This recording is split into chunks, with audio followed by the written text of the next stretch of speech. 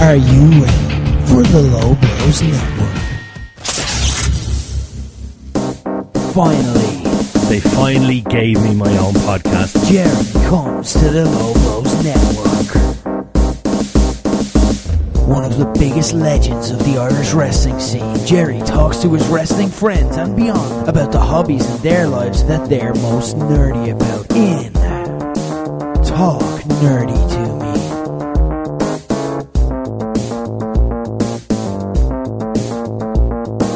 Good evening, ladies and gentlemen. It's another Talk Nerdy to Me with your host, Jerry, and it's our third and final Game of Thrones special. Dave, how do you feel? They've flown by, haven't they? They really have. It's mainly because, I suppose, we're on, every week, every 2 weeks, and that probably was, quicker. Yeah, it's just been absolutely flying in. But it's exciting. Yeah, considering how close it is now. Yeah, we're 3 days away. That's what it is. When this is broadcast, ladies and gentlemen, we will be 3 days away from the main event, the very first episode of Season 8 of Game of Thrones, and I am literally giddy. We can't make it more hypes than this, can we? Oh, God, no. Everyone knows me as the Star Wars, Star Trek, Lord of the Rings guy. Right now, bundle them all up, throw them in the bin. Basically, you got it. Oh, I've got it. Put it this way. I have permission to turn the sitting room in our house into a Game of Thrones room. Oh, really? And it was her idea. It was the wife's idea. So, there's fires coming. So there's a lot of fireplace. The fireplace is a lot. The fireplace is going to be used for once, I tell you. But no, I got some nice frames. I've got pictures. I'm going to be getting Longclaw. I'm going to get the sword. You don't have lots of stuff going on. It's not a Game of Thrones room with a claymore across your wall. Just hanging there like a katana would be. It's got to be a big bastard sword. No, yeah, absolutely. Nice. Yeah, it's going to be. And I'm going to get a few. I say I'm going to get a few when I have money. Okay. To buy them, But we'll get there. But obviously, I am on Game of Thrones fever now. So, ladies and gentlemen, this episode, on the very last of our Game of Thrones specials, we have our illustrious leader on the phone with us, ladies and gentlemen. It's Mr. Rick Nash.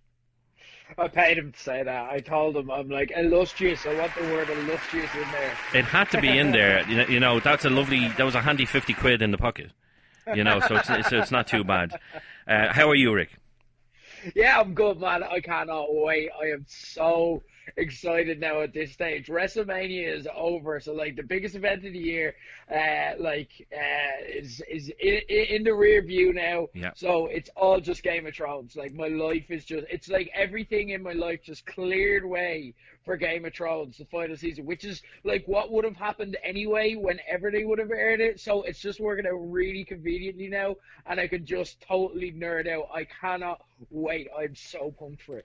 It's for me. It's the pivotal thing, and I don't know. I really don't know what I'm going to do with my life in 6 weeks. When it's over, what do we do with our lives? What do we do? This is what I felt, because the thing with Game of Thrones is, Lost was the first ever show that I properly nerded out over and got involved in the theories and the discussions and all that, and that's where I kind of popped my cherry in terms of that. And then I wondered when Lost went, what will they do? And then Game of Thrones came along. But let's not forget as well, there's going to be prequels. So I know we don't kind of get our hopes up for them because we don't know, but we can be mildly optimistic that the prequels can fill some kind of hole in our lives. There's going to be other shows. Oh, absolutely. So, they definitely fit a hole. But the only thing that worries me about the prequels is they're not being made by D.B. Weiss and David Benioff. That's the only thing that worries me. But the nice little tagline, you haven't filmed anything yet. They're only casting now. But the nice little kind of teaser that they gave us was the story of Westeros that you think you know. So that's really interesting to me. You've been taught certain things, about the children of the forest and about the White Walkers, even about the first men and the Andals, and then the invasion by the Targaryens.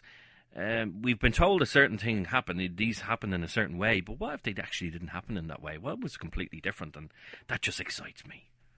See, we don't even know that much. When you talk about the Long Night, which is what the first prequel is supposed to be about, we don't actually know that much. Now, we assume that we're going to learn based on Bran and, him being basically Game of Thrones Google. Yeah. We assume we're going to learn that.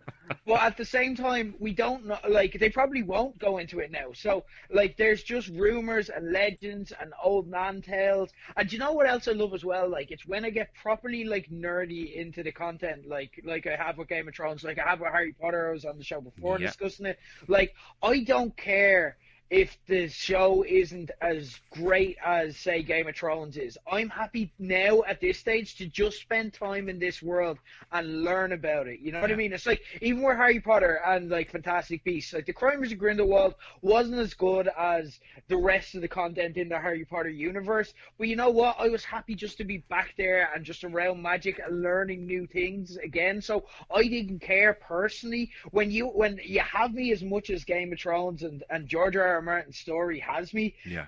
I'm in. Whatever you give me, I'm gonna eat it up. Like, I might have opinions about it, I might like everything, but ultimately the worst Game of Thrones story is better than 90% of other stories out there. So 100% I'm okay agree. with whatever happens. 100% agree with that, because Game of Thrones has kind of taken over people's lives, but in a good way. Like, let's go back to a couple of weeks ago when Tony was on, and he had a very personal reason for watching Game of Thrones, and it helped him. Watching Game of Thrones helped him get Yes. over something that was absolutely horrible, and he got into it, and he watched one episode, and then he was hooked, and it took his mind off that horrible event that had happened to him, and it changed him, and he came out better. So it does. Something like this will change people's lives.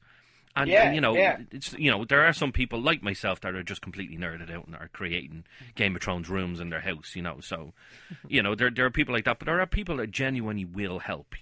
Like just today, I was in work today and I was talking to a new girl that I was working with today, and I said, "Oh, Game of Thrones."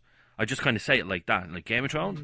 And she says, no, not interested. My ma always watches it, and she said, "Oh, you should watch this, you should watch that." And I said, "So you've never watched it?" "No." "And you don't want to watch it?" "No." I said, "So if I showed you a scene, and you watch that scene, and you'll never watch it?" No, I'm never watching it." So I said, "You don't mind me showing you something from one of the later seasons and try and get you into it?" And she said, "No, I don't mind." What scene did I show her, Rick? I'm trying to think as we're going along. What scene would you not need a backstory for? I'm thinking something to do with dragons. Season 6 is yeah. I don't know. Oh, you'll go mad. The Battle of the Bastards, maybe? No, like, that God, was good. no, like, some God, of the no. action scenes. Think of the most extreme scene. In the later seasons. No, well, it was mid. So, Hard Home? No. The Red Wedding. It had to be the Red Wedding. Oh, yeah. I showed Sorry, her. it's just the later seasons, yeah. So she's literally sitting there, and I said, "Right, you have to," because she obviously didn't know the backstory. So she's looking at her, going, "So what am I looking at here?" I said, "Right, you've got the King in the North, you've got his pregnant wife, and you've got his mother." And the music starts. It says, "Pay attention to the music, and then pay attention to all the characters you've just seen." So she starts watching, and and she's okay. And Mulder Frey stands up, and he's, "Well, just wanted to give you a toast and your actual wedding present," and then boom. Everything starts flying. You just see her eyes widen. What? And she was hooked from literally one scene. And I said, "So how do you feel about that?" I never wanted to watch it before, but I think, I'm not in work until about 11:30 tomorrow, so I'll watch a few episodes and I see how I get on. That's how easy it is.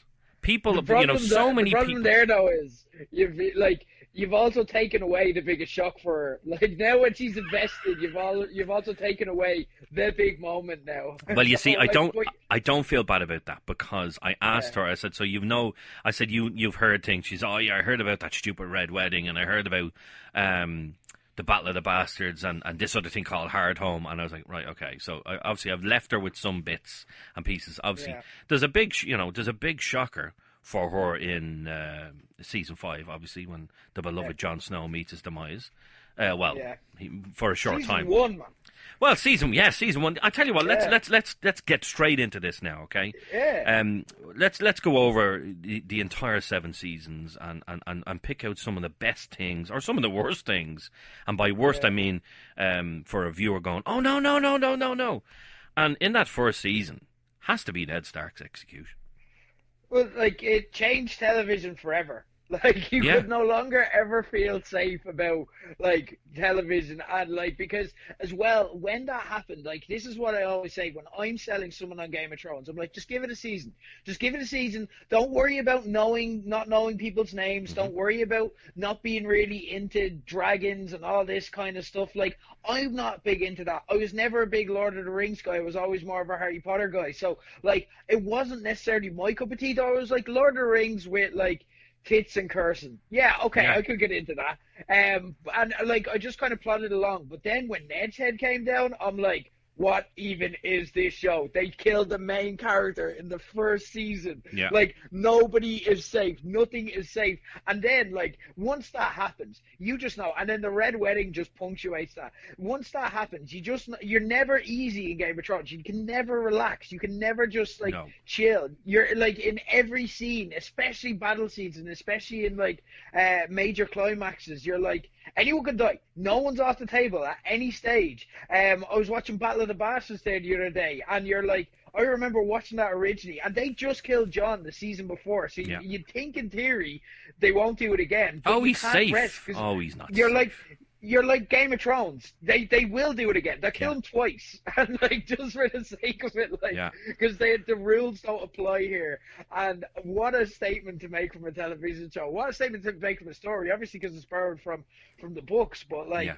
it changed television forever, and like it's beautiful, and also like it's just like. Yes, thank you.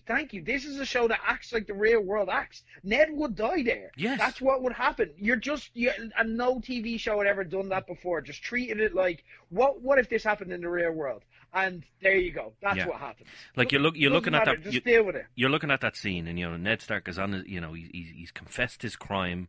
Joffrey says, "My mother thinks I should be lenient and I should make him take the black, but my mother is a woman." I'm like, "Oh, you little bastard! What are you going to do now?" And he says, "Take off his head." And I was like, "No." And even up to the point that the sword is above his head, you think, someone's going to jump out here or someone's going to save him. And then boom, I was like, "Oh shit! Oh shit! Oh my God, he's dead! What the hell?" Yeah. It's like it's like watching a Batman film and Batman dying. This That's is what a it is. Game changed It's forever. It was like, holy shit, he's Yeah, dead. Yeah. How? I was like, Sean Bean? No, I was like, not Sean Bean again.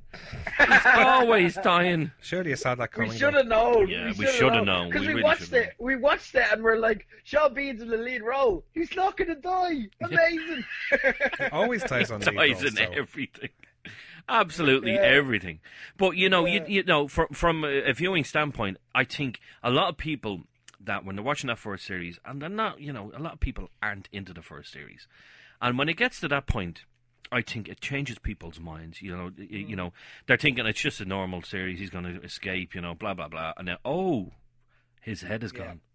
Oh, I'm liking this. Oh, where's this going? And it changes people's ideas of how this series is going to be. Exactly what you're saying. Nobody expected that to happen. Well, unless you read the books, you didn't expect it to happen. And 90% of the fans that were watching at the time had never read a book. And then all of a sudden, oh shit, we better read these books. What the hell is going to happen next? Yeah, And exactly. so It's many amazing. things happen. In that first season, you've got many different aspects. The very first episode, boom, Bran falls. Well, okay, he doesn't fall; he gets shoved out a window for somebody out of love, and that's you don't expect a child to be thrown from a tower in the very first episode. By like two twins having sex. You know what I mean? Well, As yeah, like, well, there's that's a that. lesser of two evils, I suppose. Well, there seems to be a lot of that. And it was actually the girl I was working with today. She called Game of Thrones. She said Game of Thrones is like Lord of the Rings with Lorno. And I was like, Lorno? I was like, what the hell is Lorno? She says, light porno. I was like, oh. I was like, yeah, you're so right. You're so right. So when I'm in the house and I'm watching it, I was like, is Killian asleep? Yeah, no, he's definitely asleep. We can watch it now. It's okay, he's definitely asleep. But yeah, you look at that first series, and Bran is thrown from the tower. Tyrion is accused of it, and he goes to Lysa Arryn, and she puts him on trial. Then you've got another blockbuster moment of Robert dying. Because you think something's going to happen, but you don't think he's going to die the way he does. He's drunk, he gets drugged, he gets drunk, and he gets gored by a boar. And then he's gone, and then, of course, Ned Stark gets executed. And then we end the series with Daenerys' husband being worse than dead. She's lost her child. And what has she got to live for? So, well, I might as well just walk into this fire. She comes out unscathed with 3 dragons. And you're like, what the shit is going on? 3 dragons out of what were supposed to be rocks. Unbelievable. And look at these iconic characters as well that they're like killing off there. Khal Drogo, Bobby Baratheon, and Ned Stark. These are iconic characters who are still referred to and spoken about in the show and still crucial to show lore. And they just came right out the back, got you attached to these characters, wrote them really well. Like, some of the Robert writing is absolutely fantastic. Remember that scene he had with Cersei where she was like, did we ever have a moment? And, or Robert was like, did we ever have a moment? And then Cersei was like, we did once. Like, that whole scene is absolutely, and it's completely original. It's not in the books. It was written by Benioff and Weiss. But, so the writing for them was meaty, it was deep, and they just killed them off. Then we should have known, we're in for it. This is a different show. Oh, absolutely. The emotion in that scene alone was like, oh, wow. You almost think, she's not quite that bad. Well, you later learn that she really is that bad, but she's not that bad in that scene. You have genuine emotion. This is a husband and wife. Did they ever truly love each other? And obviously, at one point, she may have felt something for him, but it was gone. And he just loved his Lyanna, and he couldn't have cared less about anybody else. So look at the amount of bastards that he fathered. Yeah. He couldn't care less about his marriage. Even to the point where they're having an argument, and he strikes her. And it was like, look what you made me do, basically. Yeah. And it's like, this is a man who doesn't care. So I suppose, in a way, he kind of deserved the death he got because he was a bastard to her. I can't disagree. Yeah, absolutely. But we'll go on to season 2. Obviously, Robert is dead, Ned is dead, Khal Drogo is dead, and then we have all these kind of that we thought were secondary characters now pushing up front to be the main characters in the show. You've got a fantastic scene where Renly is murdered by a shadow, and you're like, wow. How you watch that scene, and then the fact that Brienne and why can I never remember her name? Catelyn, there we go, Catelyn Stark. They're accused of killing him, so they have to basically go on the run back to her son. And you kind of start the season off with that, and you're like, holy shit, that's another. This is going to be one hell of a season.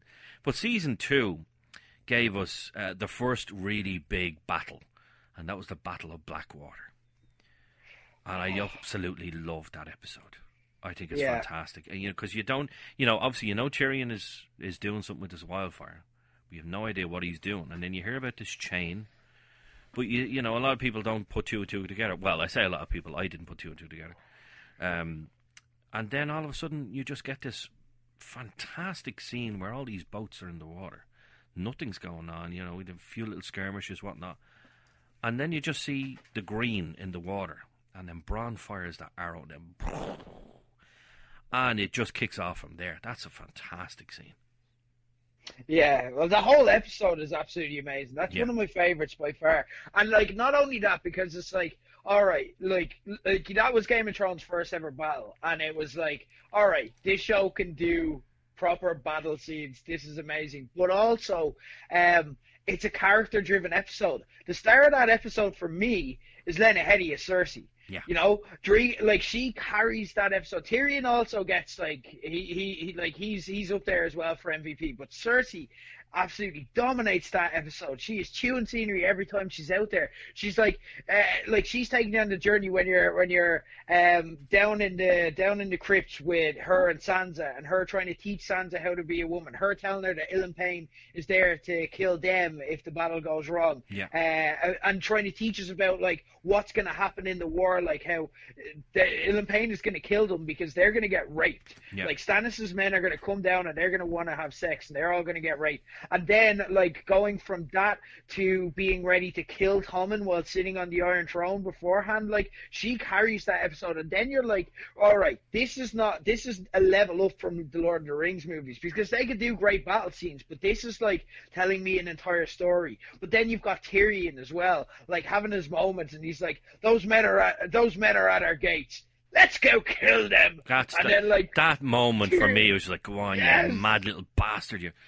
Absolutely fantastic moment. But then you've got moments like somebody who's supposed to be this big, strong, fearless man by the Hound, and he sees the fire, and he's like, yes, no, I'm done. Good luck. See you later. Give me some wine. I'm gone. Bye-bye.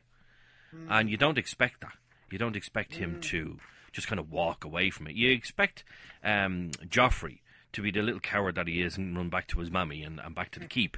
But you don't expect it from the Hound. So then when the Hound is kind of like, okay, well, the Hound is gone, this, as they called him in the series, the half-man, has to go out and do the job for him. And, you know, he does a great job. He went out there, and then, of course, Cersei has somebody try and kill him.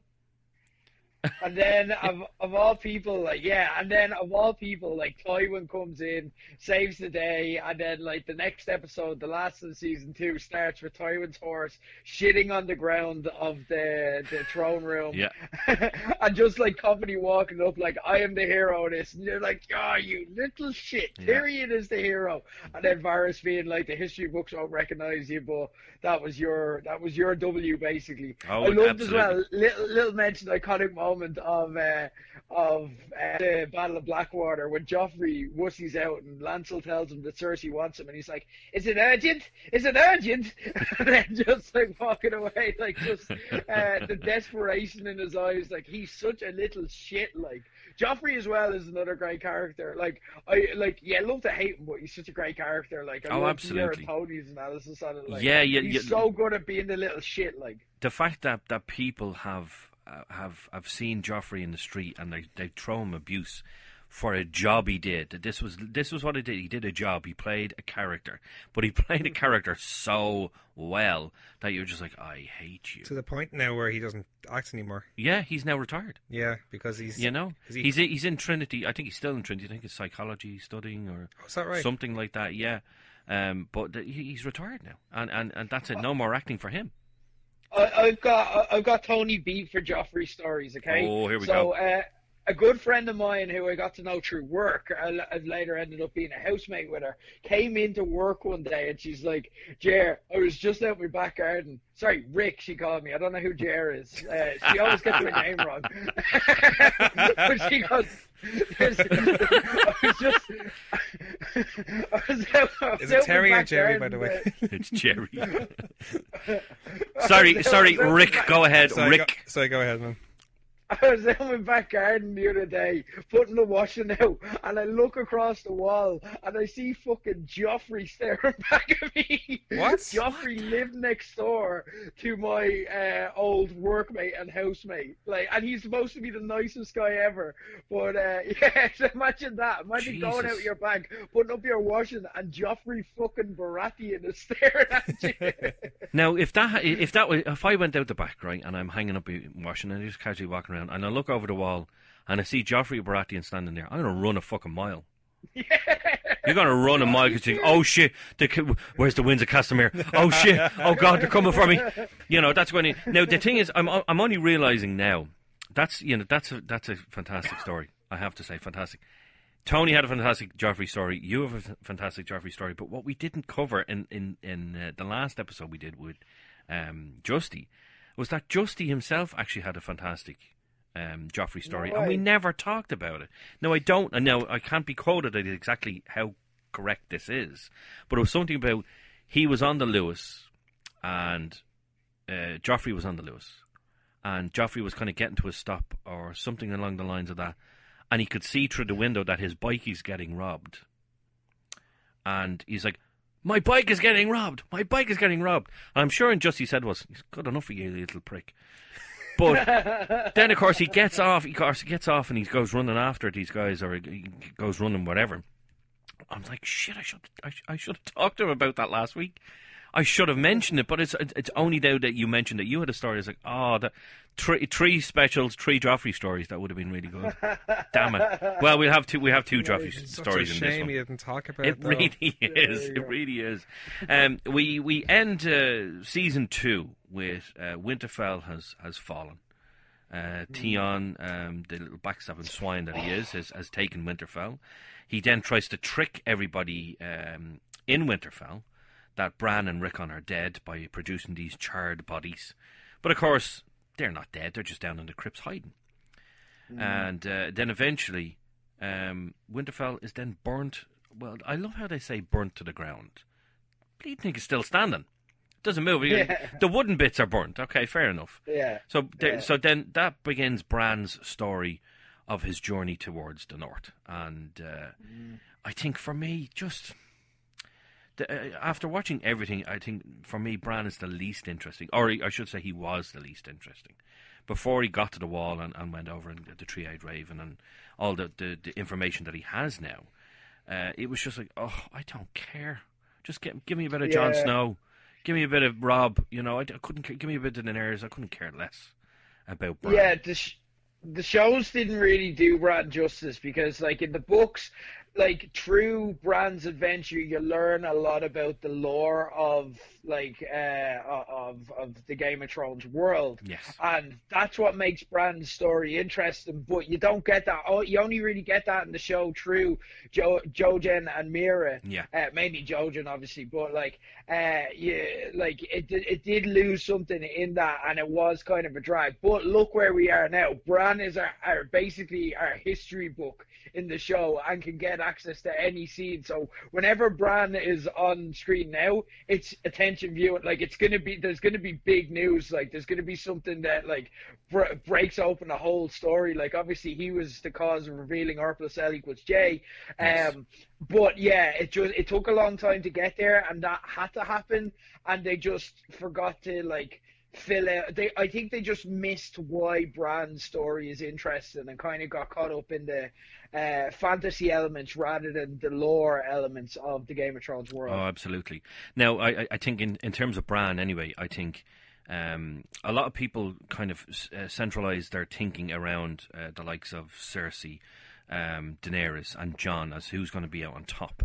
But I think, you know, ever since I did the theories episode with Justy and then having a little chat with you, and then you just blowing my mind completely, I think Bran is definitely...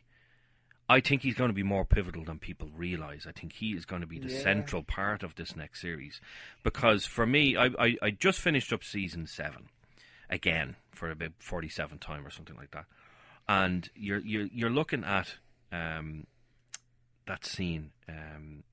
They're trapped beyond the wall. They're surrounded by the army of the dead, and the Night King is just casually sitting there on his horse with a spear in his hand, looking at Jon. Could have killed him at any moment. Could have done anything. Could have wiped them out. Could have turned them into White Walkers or into part of the army of the dead. Did nothing. Then you've got the Daenerys. She arrives. She's got the dragons. Dragons are killing lots of, getting rid of lots of the White Walkers and whatnot. Great, fantastic, lovely. They're all on Drogon's back. She's waiting. Come on, Jon. Come on. The Night King's again standing there. He's a spear in his hand. Could have taken Jon out. Could have taken Daenerys out. Could have taken Drogon out. Decided not to. Decided to take a dragon from the sky and drop him down and then reanimate him so he could get through the wall. So to me, he's not after Jon. He's not after Daenerys. He's after Bran. That's the pivotal thing for me, because when you go back a little bit further, and Bran thinks he's the end, be all and end all of this Three-Eyed Raven stuff. This before the original Three-Eyed Raven dies. So he decides, I'm going to have a look at the White Walkers. And he's there and he's looking around. He's like, Jesus, the army's around. The army of the dead is everywhere. What the hell? Turns around, the Night King stand beside him and grabs his arm. And then they realise, oh, what have you done? And he's like, I saw him. He touched you. And then you just hear the words from the original Three-Eyed Raven time. He's coming for you. And ever since I watched that episode maybe 2 weeks ago, and ever since I watched that, and then doing the Theories episode with Justy, and then talking with you, I was like, oh, my theories are out the window, absolutely out the window, because I just feel Bran is going to be Bran is the reason he's going south. He's going after Bran. Obviously, he wants death, destruction, wants to take over Westeros or whatever, But I think his ultimate plan is to get Bran, because Bran has this power. Bran, there's something to do with Bran and the Night King, and I know there's this fantastic theory that Bran is the Night King. No, it doesn't hold up for me. That doesn't hold up for me. Yeah. I don't see it, but there is some sort of connection between the two of them. Absolutely. Yeah. Like there's the whole, like, old Nan gives a speech in the books, and they kind of they give a truncated version of this in the show. She gives a speech where she's explaining about the White Walkers and how they came to be and the legend of them. And she at one stage says, "You never know, like he might have been a Stark. Maybe his name was Bran." And it's just like so early, like the clues you want to watch out for are like in the early books or the early TV seasons, because that's when we don't know enough of the story to put two and two together, but they can actually tell us a lot more. That's just basic story structure. You can do the foreshadowing early on. So to hear stuff like that, of course we have Bran the Builder as the person who built the wall as well, which repelled the Night King as well. So there could be stuff there like that. Like he probably has multiple goals. It seems like he's set on world domination. So I think there's definitely going to be a Night King and Jon confrontation at one stage. Like they seem to foreshadow that, and they seem to be building towards that. The amount of longing looks between the two, like rivals Jaime and Cersei, like but they're just constantly staring each other out of it. So there's definitely going to be something there. But absolutely, Bran's going to be a part of the plan. I don't think Bran is going to be the one to beat him, because obviously he can't do anything. He's he's crippled. He can't move. He can't walk. There was just another part of that idea that he's pivotal to the role, because the Three-Eyed Raven said to him on multiple occasions, "Bran, you'll never walk again, but you'll fly." Now I talked to a couple of people about this, and they seem to think, "Oh well, no, he's been using, he's been warging into crows and eagles and whatnot." I was like, "No," I said, "You don't throw a comment saying you won't walk again, but you'll fly, as in, oh, you're going to be in a crow." I think he's going to be in a dragon. Yeah. And I think... But is it, but which is it one? a fire or an ice dragon? Exactly. You just don't know. We don't know. Yeah, right. Moving on to the third series. And for me, up until this point anyway, the biggest shocker of everything that had happened so far in Game of Thrones, the Red Wedding. And it's just... I had to rewatch it, I think, maybe 3 or 4 times. Yeah. Before you realise, what the hell did I just watch? I hadn't got that far in the books yet, and you're just looking, going, "Is it over? Does it end now?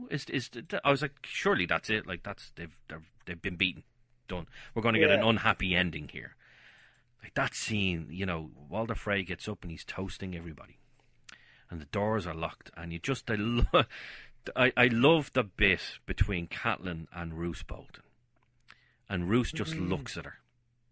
And this look of, "Go on, have a look." And he's looking at his wrist, and she's like, "What?" And she looks down and uncovers the chainmail underneath. And she just instantly is like, "Oh, no, what the hell?" But I think, Robb dying, that's one thing. Catelyn dying, that's another.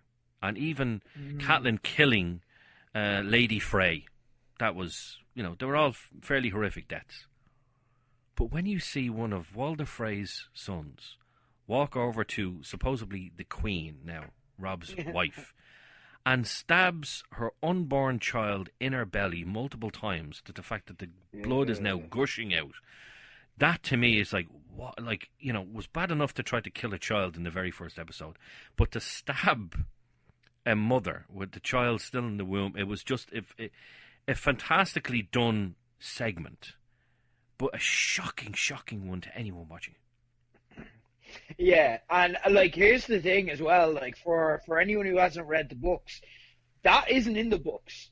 Talisa's character is named Jane Westerling in the books. It's a show change they made. Yeah. because it's just the books are so meaty and dense. They had to do a lot of stuff like that.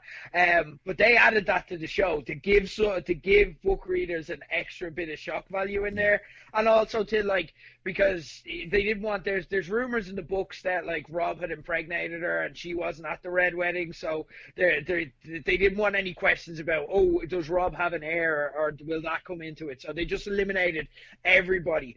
What I love about the red wedding, or what I love about the build up to it, is the little subtle signs that are, when you look back at it, it's a great twist. It's like Fight Club or The Sixth Sense or any great twists that we think of, that like when you look back at it, it's staring us there in the face, but we could not see it coming for the life of us at the time, because the signs were so subtle. Like, for example, in season 3, throughout the season, you constantly have the Reigns of Castamere being like drilled into your head, as in, this is an important song and this is a Lannister song. You need to notice that, like, so when it happens in the show, if you've been listening carefully, you're like, why are they playing a Lannister song? What the hell? And then you react just as Kat does, like, where she kind of just looks around like, what's going on, as soon as the door closes. Another thing as well that I love about it, it's just Tywin spent that season as the Hand of the King writing letters. And you'd never know what letters he's writing, but he's constantly writing. He's like Brad Pitt in a movie, constantly eating. Titan is writing the entire time. And he's obviously, that's what he's doing. He's setting up the red wedding as well. You have Roose Bolton and Jaime coming to that little agreement where Roose Bolton frees them. So you're like, oh, what's that going to mean in the grand scheme? But you don't even think about it until you see Roose Bolton talking to Catelyn Stark at the table. Also, the execution of the scene is just perfect. Like, I read the books afterwards. I only read them before season 7.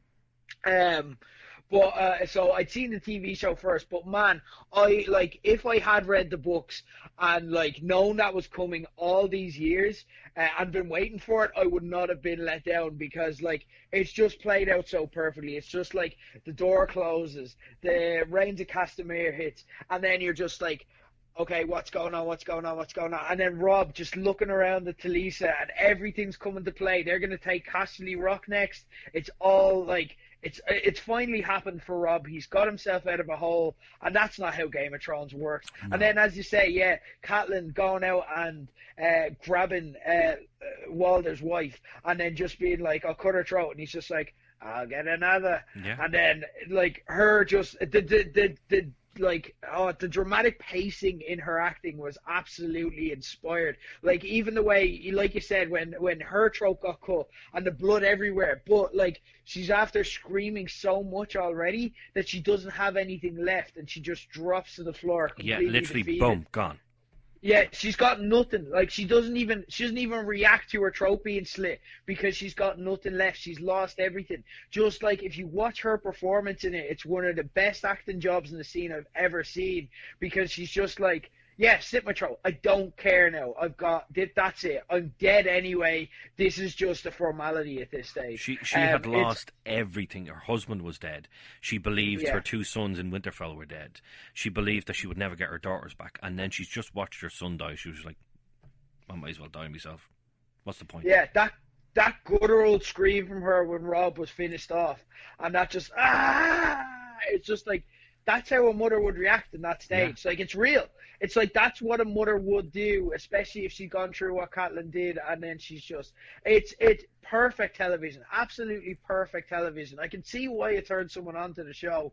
And again, like, as if and Game of Thrones almost like made us forget about Ned and how it could do this kind of thing, and then it just reminded us no one is ever safe, nothing is ever secure, because when you finish that, you go like, no, who's left in this show? There's not enough characters left in this show. There's no story left. Or after, like, if I'd have watched at the time, I like started watching weekly. I binged the first 3 seasons and caught up in time for season 4. So I was like, how is this gonna be a show now with nobody left? And little did we realize, for me, season 4 might be the best season that we had of the show. And it just keeps replicating. It keeps repeating. and keeps elevating other characters and making you care. So absolute genius, like stuff from them. I love it. You can't say enough about the Red Wedding for me. The ending of season 3, you know, absolutely fantastic. You know, you got the absolute lowest of low. When it came to the Red Wedding, when I say low of low, you like, I mean, your expectations are gone. You think, well, your favourites are now dying, like what the hell? But then you're brought back up slightly, and I do mean slightly, when Daenerys starts to overthrow the Masters. You know, she gets her army. You know, she actually speaks Valyrian, and she tricks one of the Masters. She gets her army finally, but then instead of taking the army and coming to Westeros, she starts conquering. All of over the Slaver's Bay and starts conquering the Masters. So you get brought back up to, okay, well, at least we still have our one hero left. Our one big hero, the person who's going to save us all in the end. And then you go to season 4. So basically, they bring you down so much in season 3 that they said, we better give them something nice in season 4. And that brings us to Joffrey's wedding. And that lovely, lovely scene where he's treating his uncle like he's just a piece of dirt under his shoe, and he picks up his wine and he's toasting with his new wife, and and it just goes on from there, and you think, oh, what the hell, what's going on? And he just keeps coughing and coughing and coughing, and you're like, oh my God, we finally get to go on, die, you little bastard. As horrible as that is for a person to say, die, you little bastard, everybody wanted it. Everyone, die, and then he points his hand out to Tyrion, and Cersei, the look on Cersei's face, that you did this is your fault. And there's the anguish in her voice, and then you look at Jaime, and obviously everyone knows Jaime is his real father, and the look on Jaime's face is like, I can do nothing. I can't do anything. I what am I supposed to do here? And just fantastic scenes. And then that leads then into Tyrion being imprisoned. And then he goes on trial for something that we all know he didn't do. And absolutely fantastic. Then you've got, you know, Joffrey's dead. There has to be a new king. So Tommen is next in line. He gets the throne. Tyrion is now on trial. And the one thing you don't expect from this trial is to see the one person that he trusted more than anyone else, the woman he loved, to betray him. And she speaks during the trial that, yes, he did this, and he did it with Sansa Stark. And you're like, so they brought you down, they brought you back up, and then they're just bringing you back down again. So like, it's like, I'd imagine what it's like to be a trader on the stock market, goes up and down and up and down and up and down. Just stay up. I'm getting to the stage where, right, we have to sell our stock here. Come on, wait till it goes up, then we're out. So I'm hoping that's what season 8 is. But you've got the Joffrey's wedding, and then that leads on to Tyrion's trial. So Tyrion's accused of it, and he's the one that is ultimately going to be blamed on this. So he says, you know what? If you're going to kill me, I might as well do it a bit interesting. Let's go trial by combat. So, of course, he thinks his brother is going to do it. No, he's not going to do it. He thinks Bronn is going to do it. No, he's not going to do it. And we get the Viper versus the Hound. Now, I'd said earlier on that the most shocking scene in Game of Thrones up to a certain point was the Red Wedding. But for me, I remember the very night, Monday evening, I had no spoilers, nothing, sat down and I watched this episode, The Viper versus the Mountain. And as soon as the episode was over, I paused it and I said to the wife, I said, we have to rewatch that. The whole episode? No. Just last 5 minutes. And I rewatched it and rewatched it and rewatched it. And I was like, what the hell? Like, each season, it just keeps going up and up in terms of blockbuster moments. You're like, what in the name of God did I just watch? He just crushed his skull like it was a cantaloupe. Boom, gone. Yeah. Like, what, you know, when you watched that scene, what was your first reaction to that? Yeah, I think that was everyone's. Like, I think that was Everyone. universal. I was only chatting to Kate. I don't know if this was on the air or not on Low Blows. It would have been Ask Low Blows. It was on the air, but Katie was telling us that she just watched that scene. Yeah. And I was like, what you need to do is go onto YouTube now, and you need to like watch the reaction videos to that scene because that was. I remember that going viral around the time. It was absolutely. That was epic. fantastic at the time. Obviously you've got people's individual reactions to it, but then there was one I saw, and it was like people in a bar watching it, and they're like, "Oh no, no, oh no, dude, oh no, oh god, oh," and then literally people were crying. I'm like, it just goes to show you how emotional people get with this show. And this is it, like, as well. Oberyn, like, was beloved, but was only in it for a few. Like, he's one of the best characters in the whole show. Yeah. In terms of like the content of what he says on a pound by pound basis, he is like one of the best characters in the show. Like, he is absolutely epic. And so you're like, well, he's getting his revenge here. He's not losing. Like, he's going to beat the Mountain somehow. He's going to figure out a way. And then as he's winning the battle, but then like we're trained now to kind of read Game of Thrones, and he starts to showboat and stuff like that. You're like, oh, it's just going to work. Like, what's going to happen? And then the Mountain seems to be dead, and he just pauses and has that bit of hubris where he's like, instead of finishing him off, he's like, confess.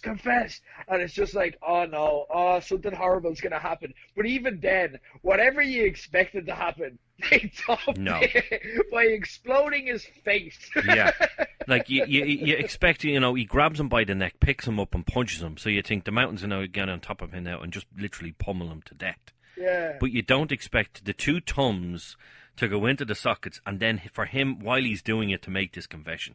I murdered her, I raped her, and I did kill her children, and I fucking crushed her head like this. And you're like, I'm like, oh, Jesus. The popping. The scream. But for me, I certainly, there's that lovely bit, and it only lasts a second on screen, where literally the Mountain kind of flops over on his back. So he's on his back and he's just laying there, and you just see the complete gore that was once Oberyn's head.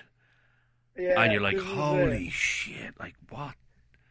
And it just, it seems to just escalate. That's what this series does, this season does. It escalates from the next one to the next one to the next one to the next one.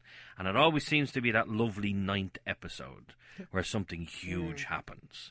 You had Ned Stark's execution at Battle of Blackwater, Red Wedding. And then in season 4, you get the second really big fight. But this seemed to be on a bit more of a grander scale because it was the Free Folk attacking the Wall.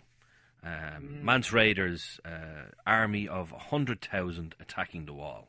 So this was Jon's first test as a man, as a soldier.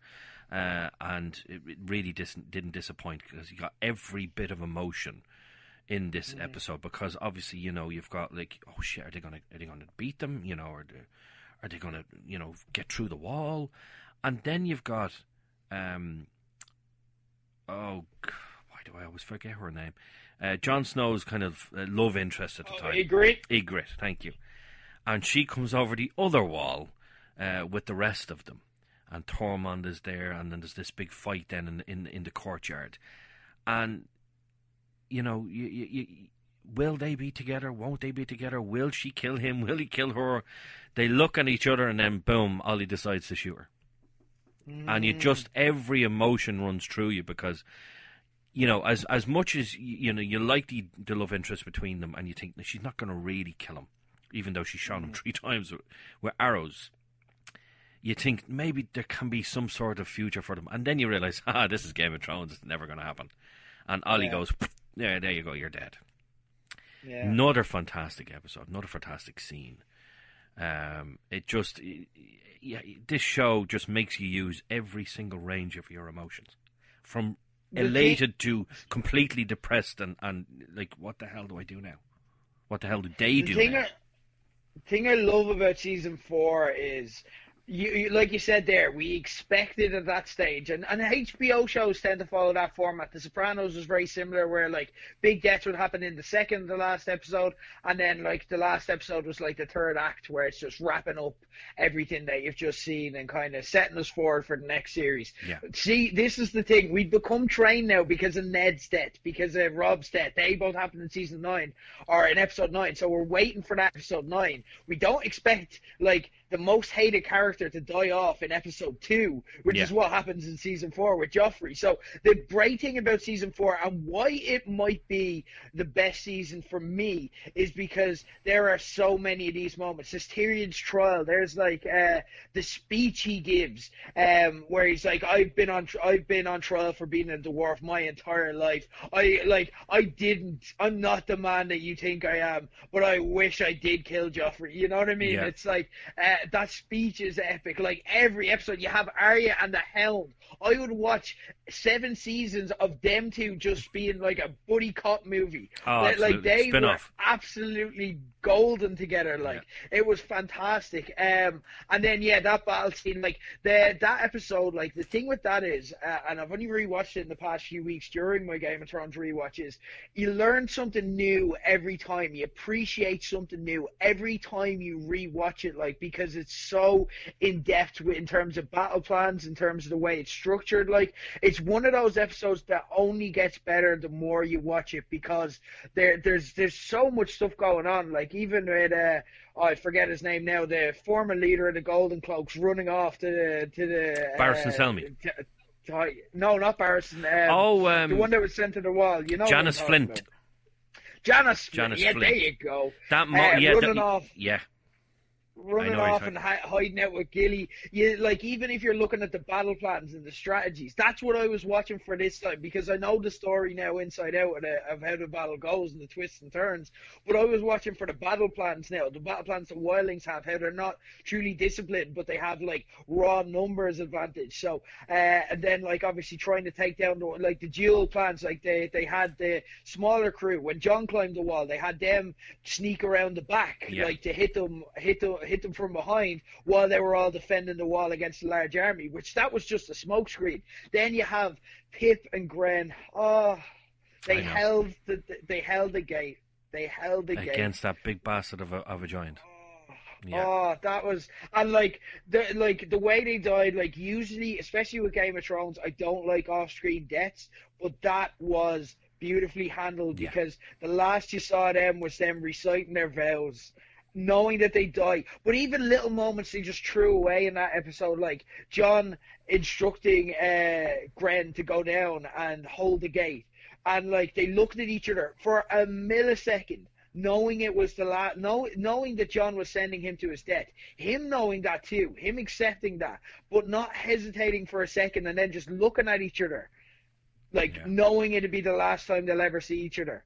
And it's just like, oh my God. And they just do it, but like, it's not, they don't stand, they don't make anything of it, they just look. And then he walks, and that's it. And he starts shouting, like, he's like, come on, I need 5 people down there now. And like, it's just the bravery to do that. Like, I'd just be like, no, I'm not going down there. No, where's Janice Flint? I want to hide under him. Yeah, exactly. That's it. Alistair Torren as well. Like, we hate him, but he's an absolute boss in this episode. Yeah.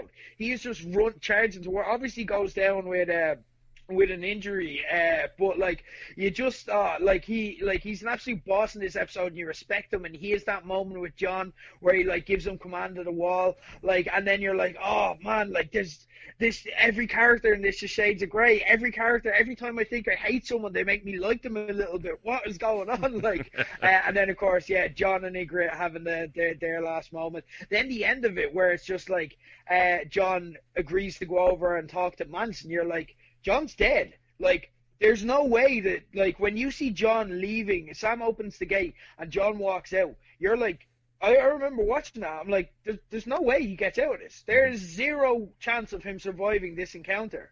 Like, Jon's walking to his death, but obviously you don't think he is, but there's no other way for it to play out. Of course, Stannis comes along and saves the day in the next episode.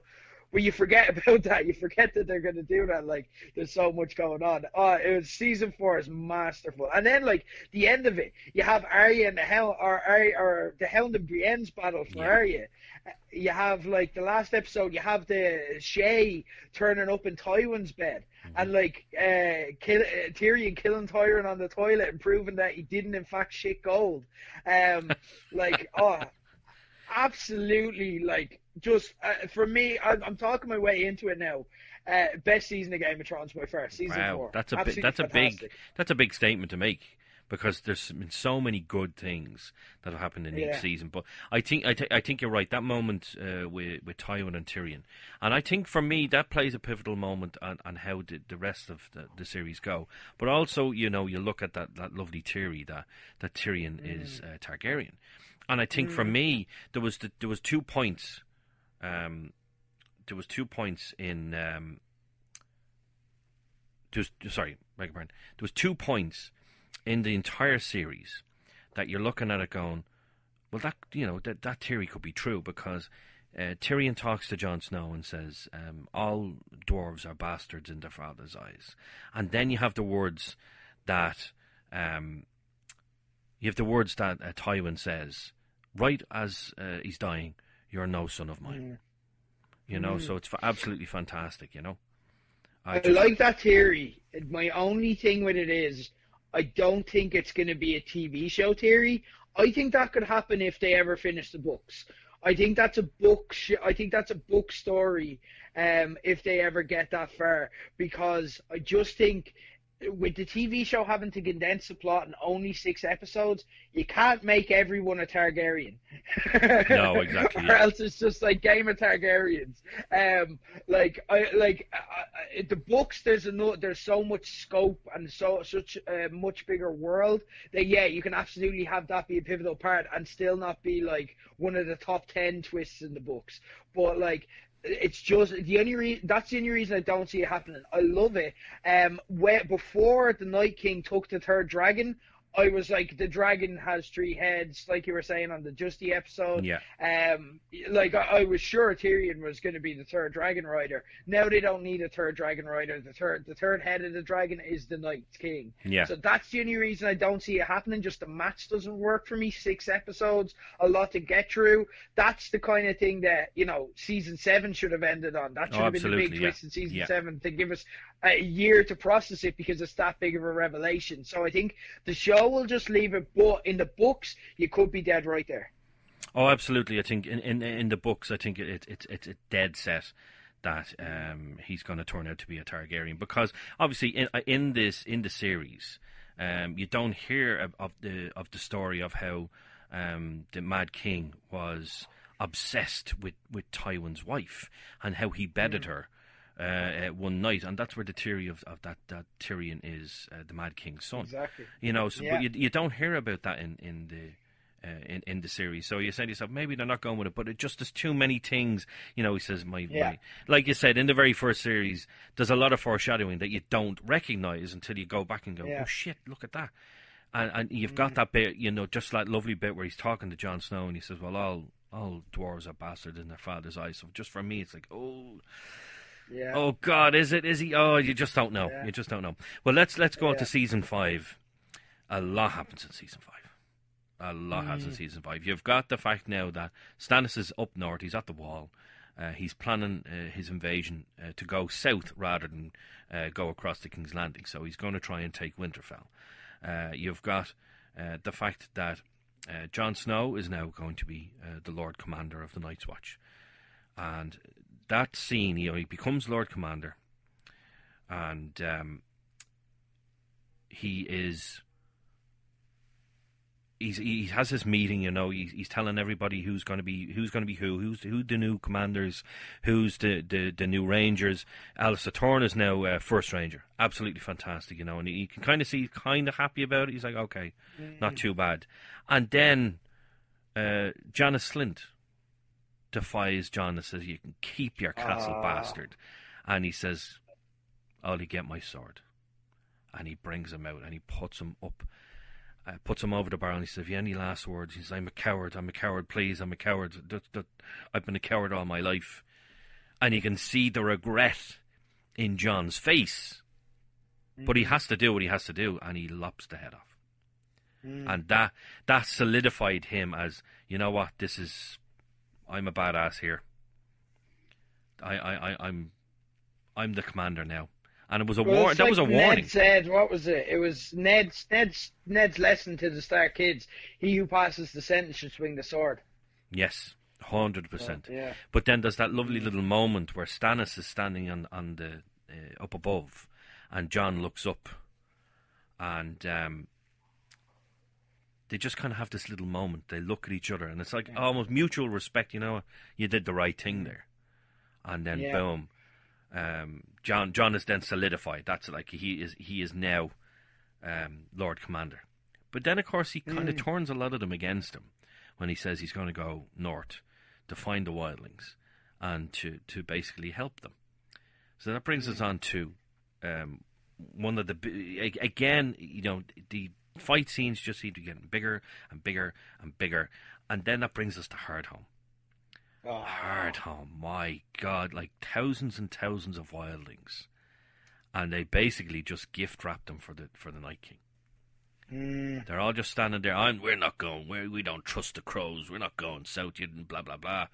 And then just this absolute invasion of dead bodies, and that scene. You know, to finally realize that Jon is an absolute badass when one of the White Walkers tries to kill him with a sword, and he brings up his Valyrian steel sword Longclaw, and it doesn't shatter like everyone else's swords, and then the look on the White Walker's face is like, what? Boom, dead. Jon kills him. But then, of course, there's the running, and there's the falling, and there's the running, and there's the falling, and jumping into water, and jumping into boats. And Jon is standing there in the boat looking back, and the Night King, the Night King, I should say. The arms, he's just, and it is, when you look at that episode particularly, and it is a smirk on the Night King's face. Some people said, no, it's just his expression. No, it's a smirk. He knows he just won a major victory. And the arms come up. And it's almost like the Undertaker putting the lights on in an arena. Boom, he has a couple, maybe 10, 20,000 more soldiers in his undead army. And you're like, oh, how are they going to win? How can they win? But there's so much happened in this series. Hardhome being that really big episode as to create an even bigger army of the dead. But so much happened in this series. Stannis marches on Winterfell. But, things aren't going so well for him. The weather is going against him, and it's not too good. So, lovely Melisandre decides, well, you know what? The weather isn't so good, so let's kill your daughter. Oh God. And, it's another one of those shocking episodes where you're like, no, he's not. No, oh shit, he is, and he sacrifices his daughter. But it's amazing because he sacrifices his daughter in order to win the war, and he loses. That's, it completely. There are parts when you look at that and go, maybe Stannis is the guy. Maybe he is the guy. He's got the Red Witch on his side. She's done all this magical stuff, and it's all been working out for him so far. Well, apart from Battle of Blackwater. But the reason she said it didn't work out was because she wasn't there. So then he always had her around for major things, major decisions, battles, things like that. And they always won. Then he sacrifices his daughter. And they just turn on him. Half the army's gone. He's left with nothing. His wife kills herself. What is there left for him? And of course he decides, well, you know what? I've started, so I might as well finish. He's obviously mastermind, so he starts whatever he finishes. Finishes whatever he starts. Marches on Winterfell. Doesn't have the numbers. Ramsay knocks the bejesus out of him. And then you see that scene where he's lying up against a tree. And you think, can't get any more worse for him. And then this big, huge, blonde woman walks in front of him. And she said, his last words, go on, do your duty. I thought that was that for me, was a perfect end for him. in the show anyway, because in the in the books, didn't really go out. It didn't really go down like that. He's still alive in the books. Yeah. And the one thing I love, you look at, like, Mance Rayder dies in this series, burned at the stake, and then Jon saves him with an arrow to the heart. And, it's something similar happens in the books, but then you realise, well, that was actually an imposter. Mance Rayder's still alive. Yeah. So, like, they've changed a lot from the series books. and the books. The books are a different story now. The books are a different story. There's a whole like other Targaryen. Like in the books, like, and it's just like it's just a different story after, like, say, book 3 and season 5. They're just two completely different stories. And season 5 starts to deviate. A couple of little things on the things you discussed there. Stannis and Jon sharing a look, like, that is like the false Azor Ahai and the Azor Ahai. Yeah. That's what's happening there. That's a passing of the torch moment where Stannis is recognizing that it's not that Stannis is recognizing he's a false god, but it's like he's looking at Jon and he's like going, oh shit, that guy's got something, and that's what it is. That Jon is actually the guy that Melisandre is having all these prophecies about, because you think about Melisandre telling Stannis about, I've seen, like, the Bolton banner fall at Winterfell. Well, it did, but it fell for Jon. It didn't fall for Stannis. Jon is everything Stannis or Melisandre tells Stannis that he is, and Stannis believes he is. So that's what that look means. Yeah. Also, as well, when Stannis goes down, and he's killed by Brienne. These are the kind of little things I love about Game of Thrones. Because of course we had Sansa's controversial periods as Ramsay's wife, which upset a lot of people at the time. But of course, you had that scene where Sansa was told the North remembers, just light a candle in the top tower, and of course that was connected to Brienne, who was watching for such a candle. But then when Stannis marches, just as Sansa sees an opportunity to light said candle, which Brienne should be looking out for, of course, where's Brienne? She's gone down to try and find Stannis. The second that Sansa finally lights the candle that Brienne and Potter are waiting weeks for, Brienne just isn't there because she has to go finish off business with Stannis. I love those little details. But hard home, man. Hard home. Come at me, Snow. That's what it was. Absolutely epic moment. I love that. I remember watching that like the day after it aired, and I was in my apartment. I had my other housemate who also likes Game of Thrones, but he talks. So he talks during TV shows and movies. So I didn't watch it with him. Oh, drives me crazy. But he, it wasn't happening. But as I'm watching it, I'm watching it in my room, and I am screaming as that battle is on, because again, you're like, Jon's dead. Jon is dead here. Like when he's fighting the White Walker, it's like he's fucking dead. The one time I didn't think Jon Snow was dead was when he died. Like, that was the one time. You know what? That's amazing, because my wife actually said the exact same thing. She says, no, he's definitely not dead. I was like, so there were other times you thought he was dead. Yeah, he was definitely dying, but he Definitely didn't. dead. But you think the one scene where they've stabbed him like 7 times, and the last one in the heart, and he drops over and there's blood everywhere, you think he's not dead now. No, he's not dead. He's definitely not dead.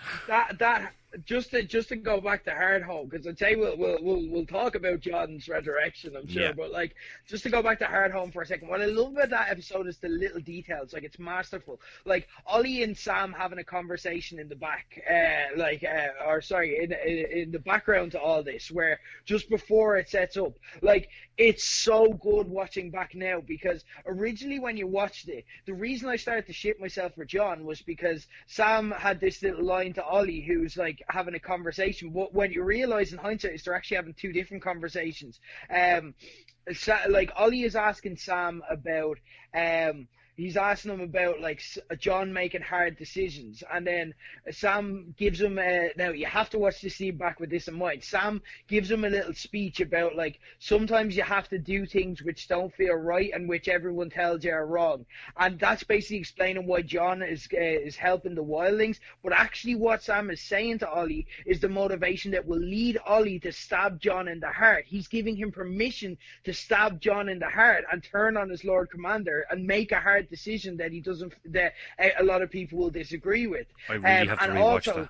Wow. Then Sam says, just before we skip to Hard Home, don't worry about John, Ollie. He always comes back. And when I was watching that originally, I'm like, what? I'm watching enough of this show. Holy shit. What do you mean by that, Sam? And then the beautiful moment where, like, they have the meeting and all that, and they set up, what I love about that episode as well is they set up, like, do you remember that female wildling? They randomly had in for one show. Yes. And, like, she dies in this episode, but, like, they flesh her out so much in 20 minutes where, like, you know, they showed her like ferrying her children onto the boats and telling them she'd be right along after them. Yeah. So, and then you had her killed off by child wildlings, but you knew why that freaked her out. Like, she was an absolute boss. She was killing whites left, right, and center, and then she sees a gang of children whites, and she just freezes because we know why. She's a mother. This freaks her the fuck out. Like, oh,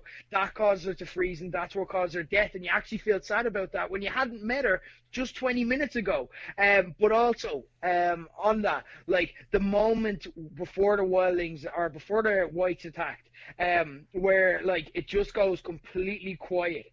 And, like, you just hear the screaming of the wildlings being attacked, and then it goes completely quiet behind the gate. And then you're like, what the fuck happened? What the fuck happened? And then you just see through the hole in the gate, and all of a sudden you see this thing sprinting up in the snow, and then you have this "here's Johnny" moment as the white's face just peers through the hole in the gate. Like, it is absolutely epic television. I remember watching that with the girl I was with at the time, and, like, I'd seen it already because I'd watch it once by myself, and then I'd watch it with her afterwards.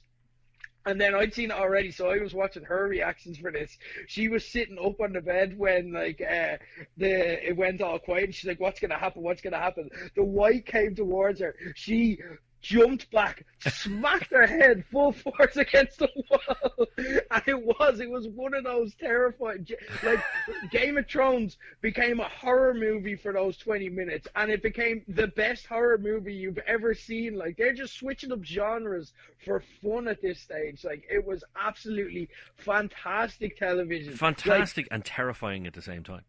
Exactly. Yeah. And, like, Game of Thrones makes you feel feelings that you've never felt before while watching TV or movies, where you're just like, I'm so invested in this. We'll talk about another scene which was very similar for me. I'm sure we'll get to it later. But, like, it just makes you feel things you didn't realize you were capable of feeling. I think I might know what scene you're talking about. But let's go into season 6, okay?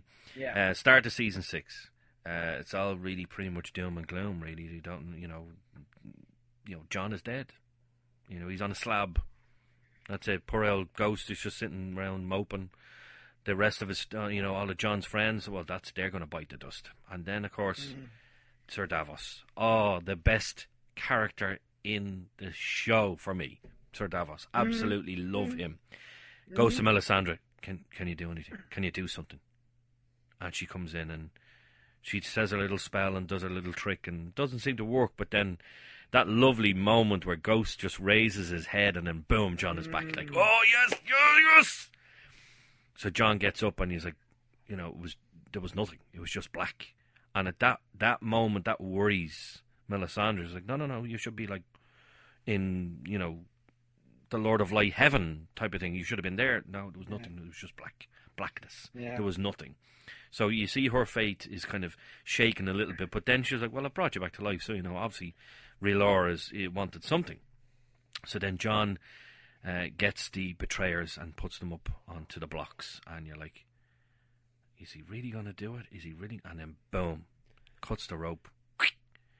They all die, and just that moment, this like freeze frame moment, when you look at all four of them, and they're just like, Ollie is the last one, and Sir Elsa the thorn in John's side, and you're looking at it going, well, that's it. He is won. John has won. This is his own personal war, his own personal victory. He has won.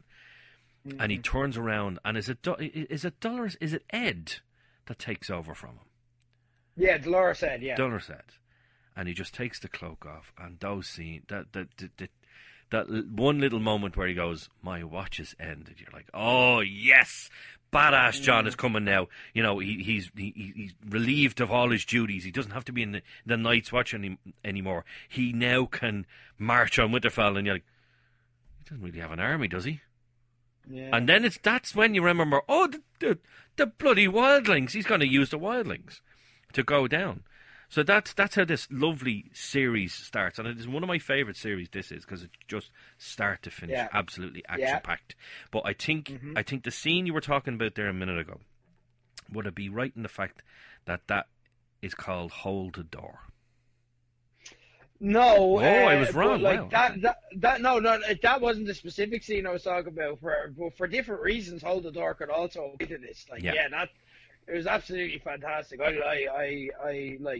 I only watched that again there the other day, like, and it freaks you out because anything to do with time travel and that, and like breaks your brain inherently because it's not possible. But like it freaks you out. But it's so emotional, and what gets me about that is that like it just shows you how much of this was all planned out because his name is Hodor. Yeah, like that's not a coincidence. Like he's in the first series. And it's just like, it was building towards this moment, which was just the payoff to an episode, or in George's case, the payoff to a chapter. And like this beautiful emotional moment that like, isn't relevant in the big picture, but like just moves us so. Like the next day I was in work and like I watched Game of Thrones, and so do all the girls in the place I work.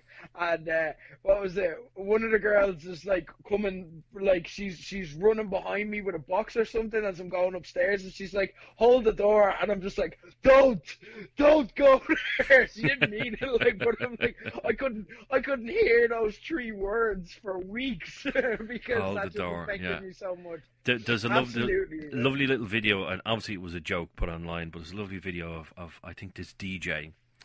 And he's obviously a DJ, he's obviously a friend of the actor that plays Hodor. So he's walking along and he sees a lift and he goes, "Oh, I hold the door. And there's Hodor standing in the lift. And you're like, really? Really? And it's fantastic. Obviously making light of it, but that for me, there's so many emotional moments throughout the whole of this 6th season so far. But this for me, this is the one moment where I put my hands up and say, I'm man enough to say it. I had a little cry because you're like, oh my God, his entire life and the one word he said and his name was all based around the fact that he had to hold the door shut just so Bran and Mira could escape. Did you hear about the autobiography they're releasing? Yeah, the one where it's Hodor. And the thing is, that's a genuine book. They're actually selling it. You can buy it. It's a genuine book. Obviously, you're not going to read it. I want to buy it. I really want it. Yeah, I really want it. There was somebody put up. I can't remember who put it up the other day, but somebody put up a meme of. It says, "If this doesn't happen in season 8, I will riot." And it's a lovely picture. It's a hand drawn picture of Hodor as a White Walker holding a hammer. And I'm like, well, is that going to be like? Will he just be a White? And he's going to be part of the Army of the Dead? Or could it be something along the lines of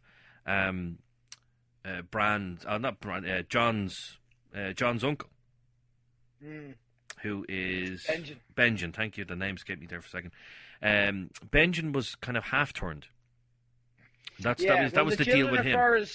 The children in the forest plunged the thing into his heart, so they managed to delay the process of him turning into a White, which could be important if there are any children in the forest left. Yes. So we could see people get turned and then slowly turn, like they could be turned back.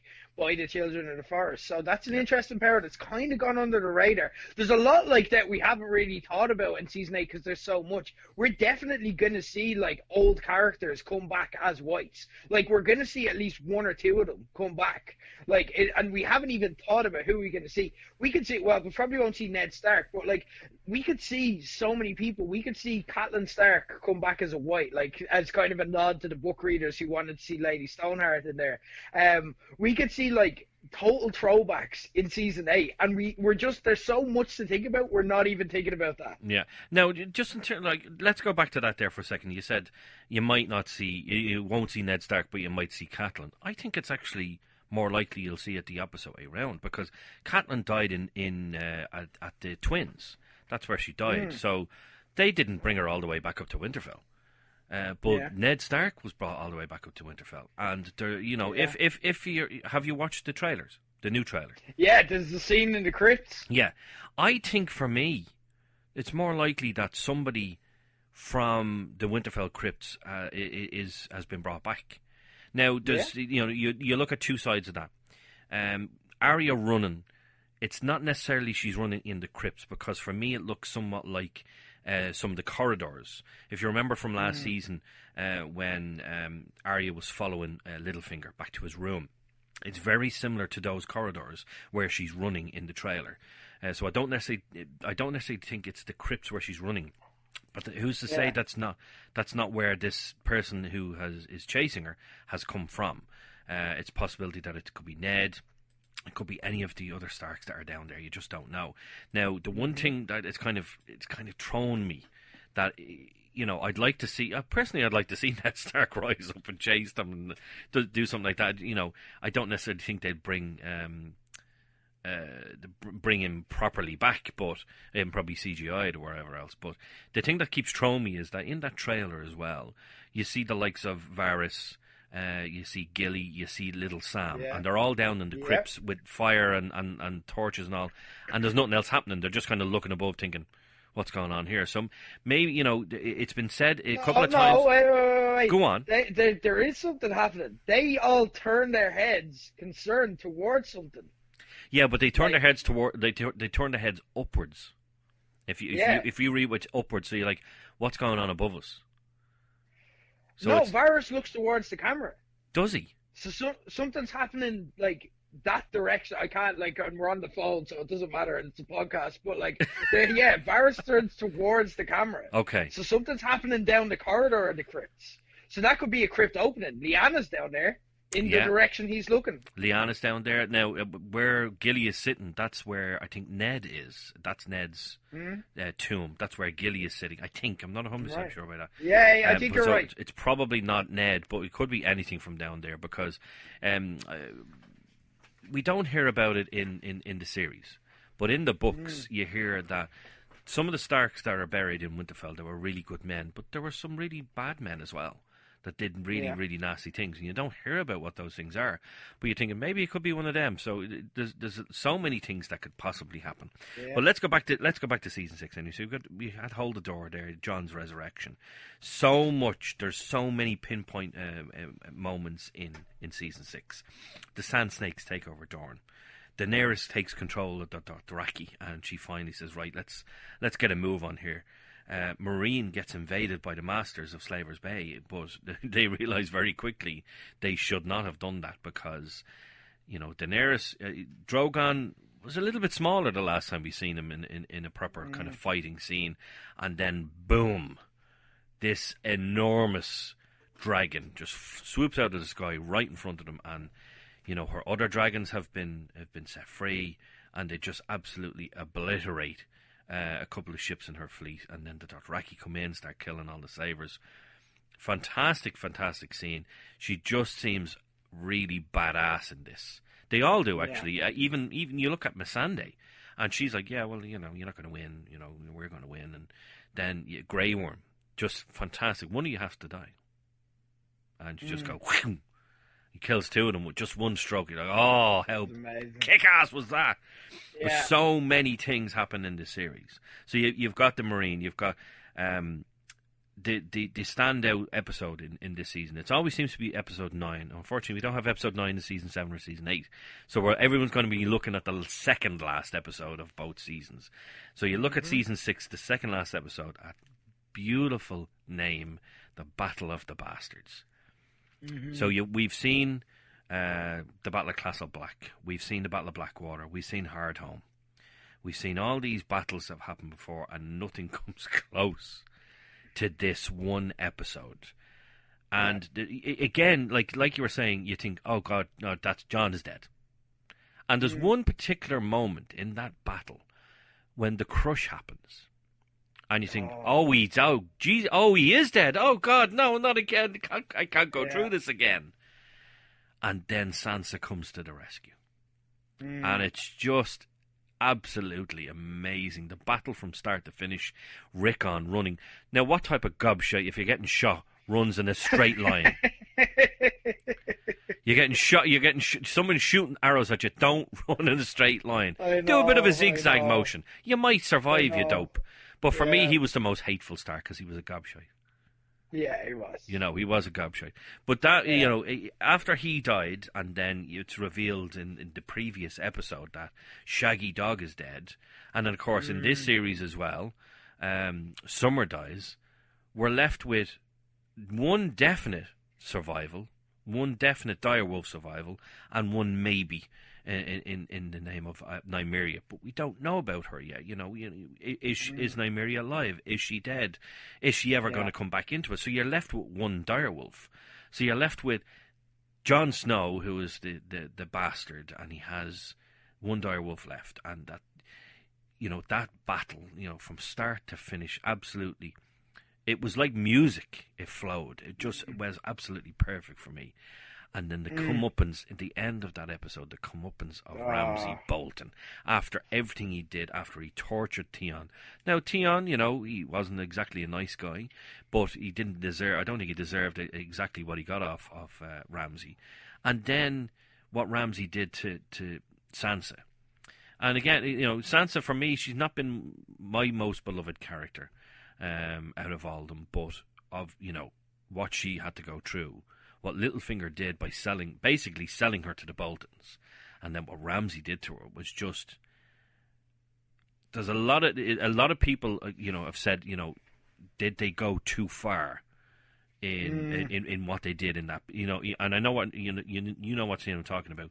It's the scene they've gotten married. He brings her up to the basically his bedroom, and he makes Theon watch as he rapes her, and it wasn't a loving.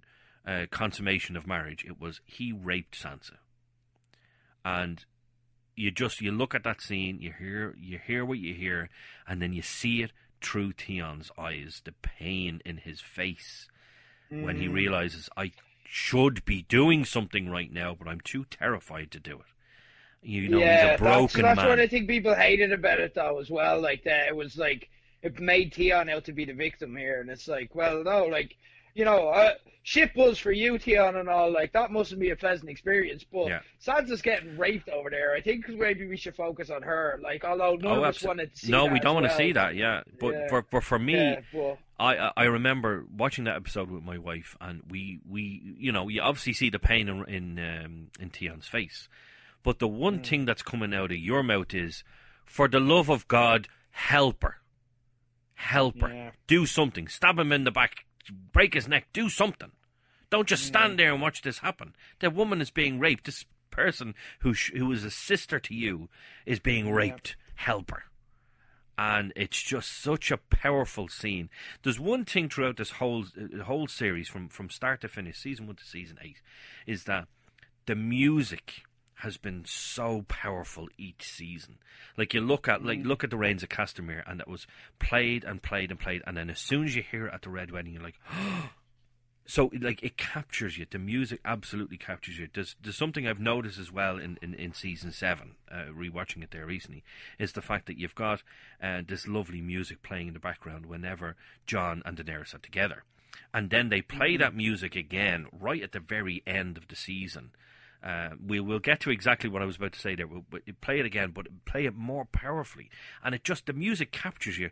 And the music in season 6, and especially when Ramsey is there, and then that scene as well, it's powerful.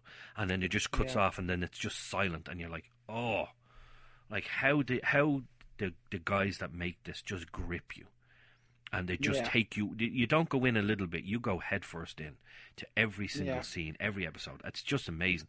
As horrible as a scene it was, it's powerful, and it just gets you every time you watch it. So then you've got the Battle of the Bastards. Finally, Ramsey is taken down, and what a death he got.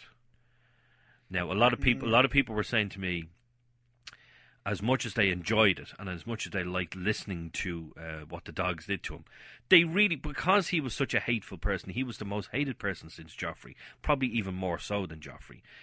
They didn't just want to hear what happened to him. They wanted to see what happened to him. I was like, that probably was going to be a bit too extreme for TV. As much as as it's been extreme in the past, this is probably a bit too extreme. But right at the very end of that scene, the dogs are literally ripping him to shreds, and he's, he kind of gurgles in his last breath, and they're eating away. Sansa walks away, and you just know that after everything that has happened to her, she's now become hardened, because the tiniest little smile comes on her face, and you're like, you got what you wanted. You got exactly what you wanted in that scene. But then we go on, and I believe we talked about this, to your favourite episode of all of Game of Thrones so far is Cersei's supposed trial in the Sept of Baelor, but it doesn't really go down that way. For me, I love the Battle of the Bastards. By the way, the Battle of the Bastards, before we get on to the Winds of Winter, the Battle of the Bastards was, like, for me, the best battle scene of that genre that's ever been done.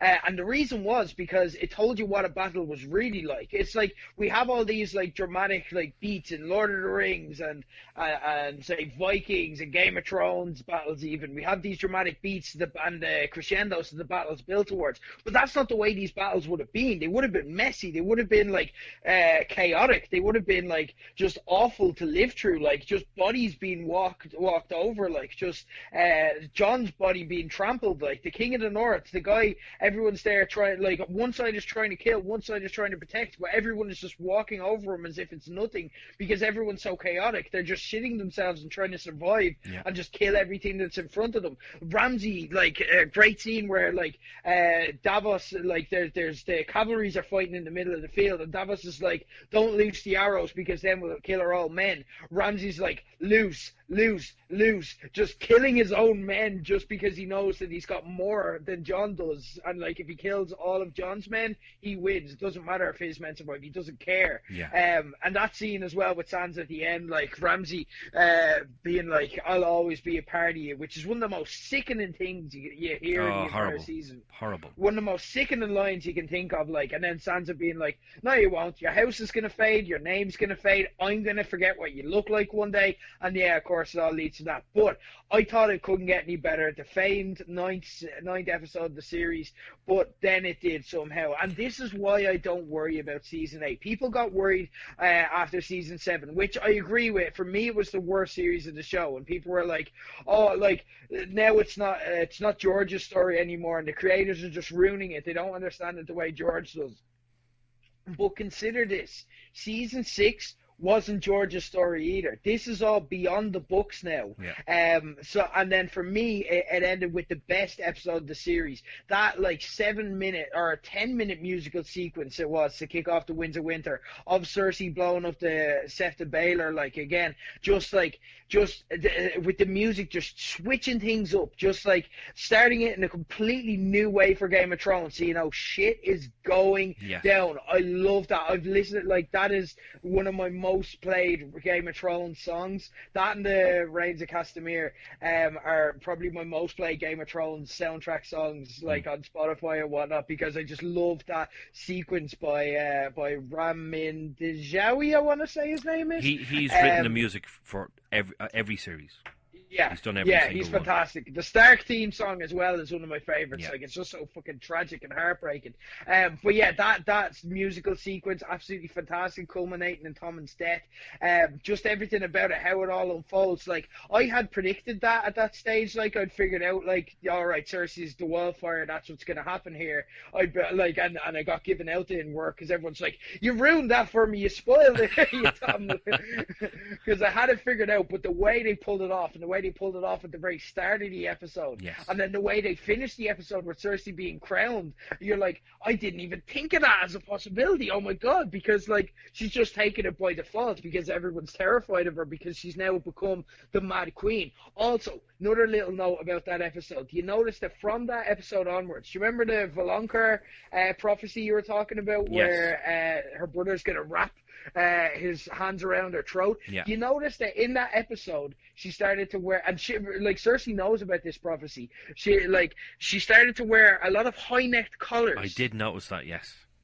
And I yeah, found that very so it's interesting. Very interesting. because she knows that Jaime might be pissed that she also was responsible for the death of her son. Yeah. So like, is that like a self-preservation method? Is that like, just don't think about the neck there, Jaime, if you're okay, if that's okay with you? See, this is the thing about that prophecy, okay?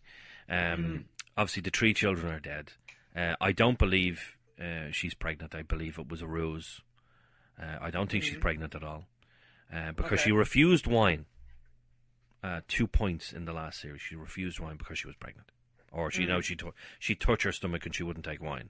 But then you see in the trailer, she's drinking a lot of wine. So I think it's all a load of shit. But Okay. let's get to Cersei for a second. The prophecy says her 3 children will die, and that her little brother will basically strangle her to death. Now, I don't see that little person being a little person. I see it being her younger brother, being Jaime. Yeah. But I've kind of changed my tune a little bit. I kind of said it'll be Jaime doing it because he believes she's becoming the Mad Queen and he needs to do something because he had to do it with the Mad King, or I believe that it's going to be Arya wearing Jaime's face. But I like that. If it's Arya wearing Jaime's face, I fleshed out the scene. So this is how the scene goes. Jaime returns, whatever the circumstances, Jaime returns to Cersei. And she was like, "Oh, I can't believe, you finally came back to me. I knew you'd be back to me. I knew you'd come back. We're together again. We're going to do this. We'll do this for us. Forget about everyone else. We do this for us." And then Jaime's standing in front of her, and he puts his right hand on her shoulder. And then Cersei goes, she looks at the hand, and she's like, wait a minute. That you don't have 2 hands. And then boom, the hands are around her throat, choking the life out of her. She dies. Arya removes the face. I love it. I love that theory. Because here's the thing as well with prophecies in Game of Thrones, right? They're always slightly wrong. Yes. All right, the most famous one of that is Melisandre with Stannis, thinking he was the chosen one. But if you look at all the prophecies, they don't happen exactly as the prophecy says it would happen because people generally perceive the prophecies a different way to how they are. Cersei's prophecy is a great example. Like, for example, she thought she was told a new queen is going to come up, and then she became incredibly paranoid towards Marjorie when really the new queen that was going to take her down was Dany, but she didn't even think of Dany. So, like, Cersei is famed for misreading these prophecies, so Arya being like with Jaime's face would be the perfect way to do it. And what a great twist that would be if we see Jaime die, say in the Battle of Winterfell. We're like, well, how's that prophecy going to come true? Well, obviously we know that it still can, because Arya can be anyone she wants to be as long as they die. So I love that theory as well. I think personally, right, that if we see Jaime physically dying, then it's just going to be too obvious that it's going to be Arya at the end. But if you see him die in an ambiguous way, like let's just say like a wall falling, or I'm just picking stuff out of the air here. You know he's dead, but you don't see him die. Like Stannis, Stannis is dead, but you didn't see his head fall off when Brienne cut it off. So it has to happen in such a way that you have the slightest bit of hope that he's still alive. Then when you see him, you think, oh, he's alive, and then, wait a minute, you don't have 2 hands. Boom, and that's how it happens. But we move on anyway, okay? Let's go on to the last season, season 7. Okay, we're just going to backtrack slightly to season 6. Arya killing Walder Frey.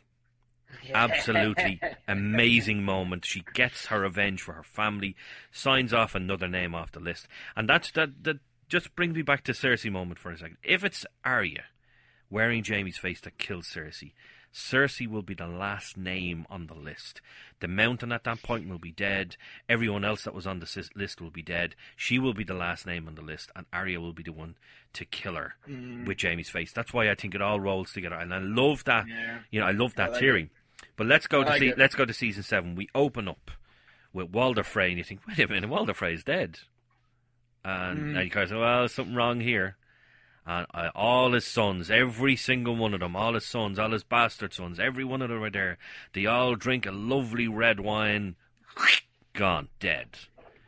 And then Arya just pulls off the face and says, if anyone, tell everyone, the North remembers. And you're like, oh, yes! This, like, it just started off in such a way, like, this is going to be kick-ass. You know, Daenerys gets to Dragonstone. She finally gets there. She is in Westeros and she's planning the invasion. But of course the invasion doesn't go very well. It goes terribly, in fact. The first main thing that happens to her is that Euron, who is now in league with Cersei, who wants to marry her and bed her and do all this other things to her, God knows what. Finger up the bum. Exactly, finger up the bum. I'm glad you said it. I'm glad you said it. But Euron captures Yara and the Sand Snakes. Now, you see, Dave is looking at me here for a second. You forget? Okay. Don't worry, Dave. The moment's gone. No, the moment will come back in a couple of minutes. Gone. No, the moment will come back in a few minutes. I guarantee you. No, Rick, I know you haven't a clue what I'm talking about, but we'll get back to it now in a minute. So Euron captures Yara and the Sand Snakes. He takes Yara for himself. Theon is proven once again to be a coward because he jumps off the ship.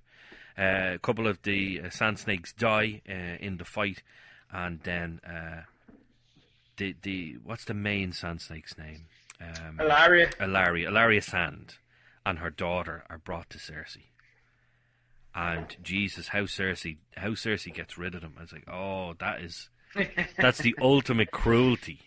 But you know, it's the ultimate cruelty. But you say to yourself, well, it's Cersei just getting revenge for what they did to her. And it's like don't fuck with Cersei, because if she gets her revenge on you, she is cold. She is gonna do what you did to her a million times worse. Look what she did to the Septa. Look what she did to her. Confess, pouring wine all over her. Like, she's gonna do it, Cersei. She's gonna do what you did to her 10 times worse. Yeah. So I didn't feel too bad for them, because it's like, that's literally like, you asked for this. Like, you. Oh, absolutely, yeah. Of all of Dany's allies, I liked them the least. Like Olenna. Yeah. Olenna Tyrell, fantastic actress, fantastic character. But how she went, I liked that final scene. Tell Cersei I want her to know it was me. Oh, yeah. Just heaven, absolutely brilliant. And look on Jaime's face, you're like, I should have just chopped your fucking head off. You know, it was absolutely perfect. Yeah. Then kind of the series steamrolls. Now, you know, Dany wants a victory, so she takes Casterly Rock. But of course, there's nobody in Casterly Rock. They're all down trying to kill Olenna and all the Tyrells, which of course they do. Now I have to say, they did that very quickly, very easily. The Tyrells were supposed to have one of the biggest armies in Westeros, and they were defeated fairly quickly and easily. So it's one of the points of contention that I have with the series, but not to worry, it's not too bad. But the episode after that, Daenerys, you know, why send somebody when you can do it yourself? And she goes. She brings Drogon. And, you know, we've seen all these fantastic fight scenes, but this is probably my favourite, because we finally get a sense of exactly what Drogon can do. Yeah. And no matter what they throw at Drogon, he's still going to come fighting back. Because he goes in there and he beats the bejesus out of that army. Like, it just roasts them alive.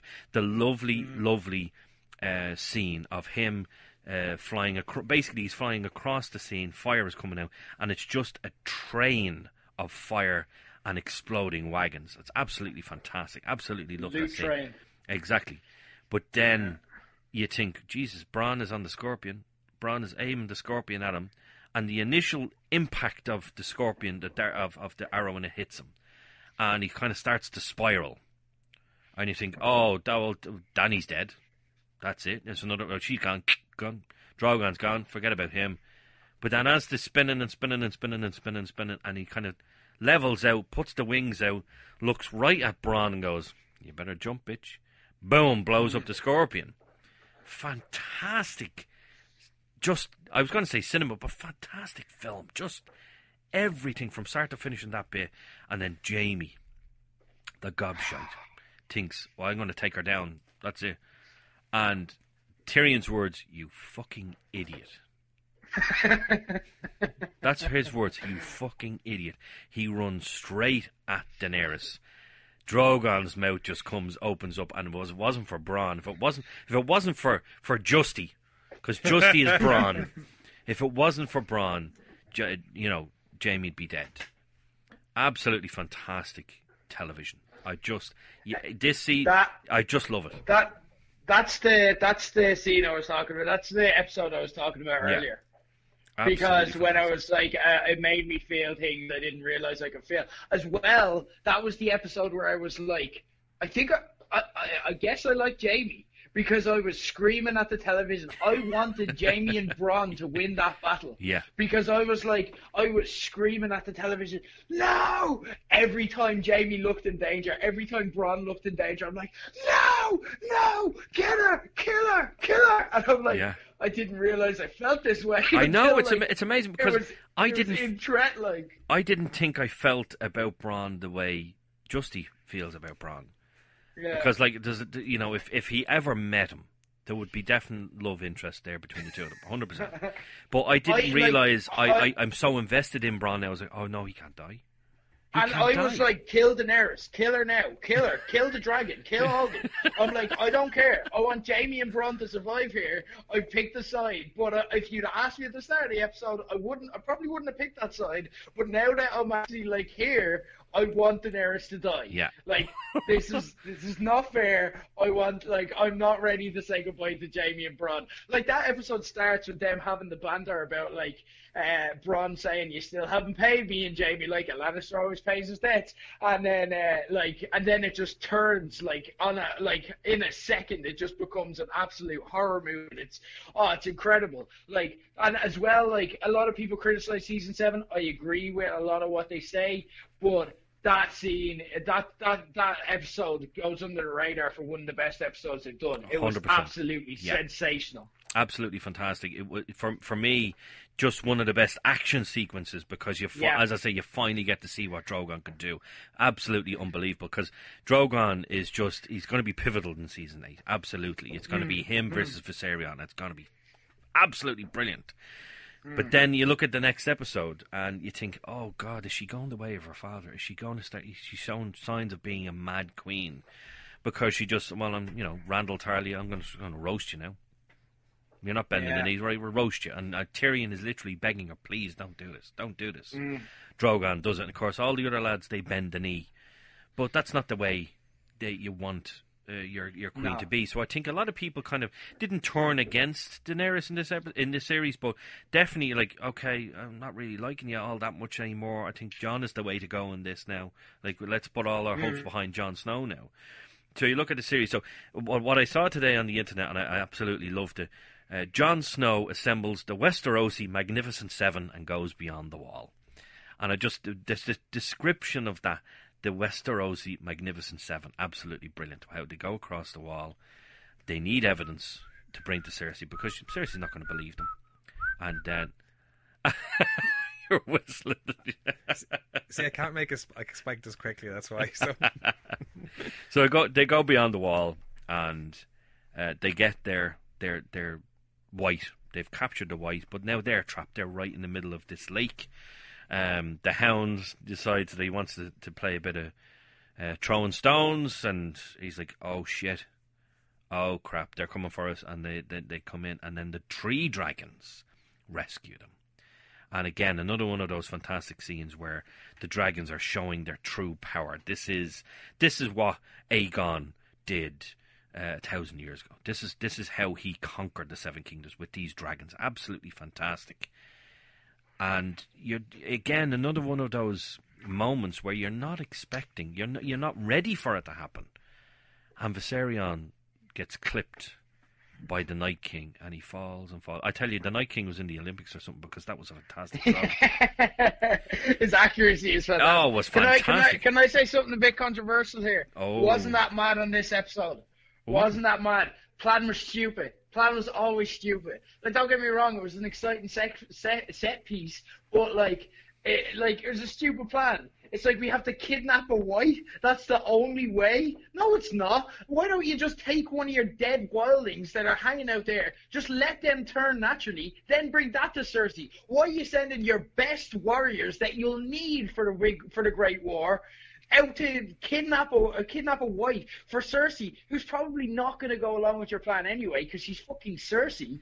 And then it's like it was a stupid plan, and I wasn't on board with it. There was some good banter in it, and there were some good scenes, and obviously you needed it to happen for the Night King to get the dragon. So yeah. I don't begrudge season 7 that much, but a lot of it was like the plot was convenient to get everything into place for season 8. I'll allow it because it's given me the show has given me so many great moments and memories that I can forgive it. But for me, this episode, I'm just it's just a bit contrived. It never had me. I do agree with you. You know, I thought some of the episodes fantastic, but again, why did they need to go? Why did they all need to go up there? They could have just sent a couple of lads over, or found a dead wildling somewhere, and then, as you say, let him turn naturally. But of course, that wouldn't have made very good television, so that's why they did it. Of course. But the thing is, they had to set up the Night King getting the one thing that's going to take down the wall, and that's the dragon. And exactly. How the series ends Game of Thrones fantastic. has always done that in a way which is true to life. Yeah. That, like we said earlier, the thing with Game of Thrones is this is what would happen in the real world. Yeah. So for them to kind of lean on that, where it's like, oh, but it's only a TV show. It's like, yeah, but the thing I like about you, Game of Thrones, is that you don't go by that logic. You don't do things for that. You'll take things in a completely left turn. Yeah. So no, I'm not going to let you off for that. You've let yourself down. You've let your families down. You've let everyone down. Not money mess. I'm not that bad. Well, you see, but it's exactly like what you said earlier on. You're a big Harry Potter guy, and The Crimes of Grindelwald. It was okay movie. It wasn't fantastic, but it was basically it was a filler to give you enough information that you can now be really excited about the third movie, and because you know what's coming in that third movie of Harry Potter, you know it's going to be the big fight. It's not going to the story might still center around Newt and the other characters, but let's be honest, it's going to be about one thing. It's going to be about the fight between Grindelwald and Dumbledore. That's absolutely. Oh no, that's not coming until the 5th movie. There's 5 movies. What? Yeah, no, I thought it was a trilogy. Yeah, there's 5 movies. Christ, I thought it was a trilogy. Yeah. Oh God! No. Now I'm pissed off. Now I'm pissed off. But like that, it was. But they had to give you enough information in that movie to kind of get you excited for the next ones, to get you keep coming back for more. And I think that's what they did with that episode. It was almost a throwaway episode, apart from obviously Viserion dying. You're like, oh shit, Viserion's gone. So now they've got the White. They're gone to King's Landing to try and make a deal with Cersei. Cersei, in her usual bitchy self, says, well, I'll do it, but, Jon Snow has to bend the knee to me, blah, blah, blah.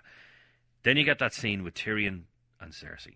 And this is where a lot of controversy surrounds. Because Tyrion's ready to die. Tyrion says, go on, tell him to kill me.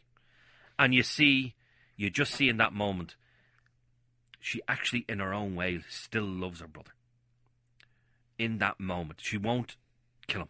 She just won't do it. Even though she sent people to kill him before, when he's standing in front of her saying, go on, do it, go on, do it, she can't bring herself to do it. But there's another side to that. Is that her, in her humanity and her love for her family, that she doesn't want to kill one of her last remaining family members, or is this part of her plan? Is this part of her plan? No, it's a scheme. Oh, absolutely. Because, the whole thing, Tyrion pours the wine for himself, drinks it, pours the wine for her. She leaves it there. She won't touch it. Then she repeatedly touches her belly, and Tyrion goes, you're pregnant. So they haven't come to a conclusion. They haven't come to a deal at that point. And then all of a sudden, scene ends. They go out and, oh, okay, right, we'll go up and we'll fight with you at the wall. Because clearly Tyrion has made a deal. Clearly Tyrion has made a deal. Yeah. And I said this on the Justy episode. I said the deal he has made is that Daenerys he will get Daenerys to name Cersei's child heir to the throne, because you already see the foreshadowing earlier on in this series. He says, why don't you name a successor? Why don't you do it now? He says, I'll do it later. And I'm like, no, why don't you do it now? He says, you've been thinking about my death, have you? And it's like, wow, okay. So much foreshadowing and so much about children in this series. She says it 3 or 4 times, and she can't have children. Apparently, Cersei is having another child, and then there's almost a throwaway scene between Jorah and Jon above in across from the wall, where Jon says, I have your father's sword, you know, you can have it back. And Jorah says, no, that's not for me anymore. You give it to your kids. And you're like, oh, so much foreshadowing, it hurts my brain. I like it. So we're coming to the end of this season here. We're coming to the end. So basically, you've got the meeting. Cersei is obviously reneged on the deal. She's not going to do it. She's getting the gold company from Essos, the best fighting force in the entire world, 20,000 strong men, horses, and apparently elephants. So lots more CGI in the next series, I'm hoping. Jaime is disgusted, and he says, you know what, I'm not going to be this person anymore. I'm not going to be who you want me to be anymore. I'm going to fight for the right side here. And he leaves, and he almost gets his head chopped off, almost, but she was like, no. Screamed when that happened, by the way. Yes, absolutely. Genuinely screamed. Edge of your seat. What? No! Yeah, edge of your seat. I thought, no, Jaime, don't do it. So then it brings us to a lovely, fiery Winterfell room, and there's a knock on the door, and it's Mr. Samwell Tarly. Loves Samwell Tarly, fantastic character.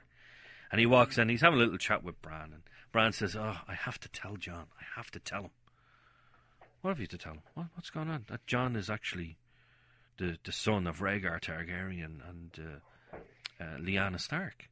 He's actually a sand. He's not a snow.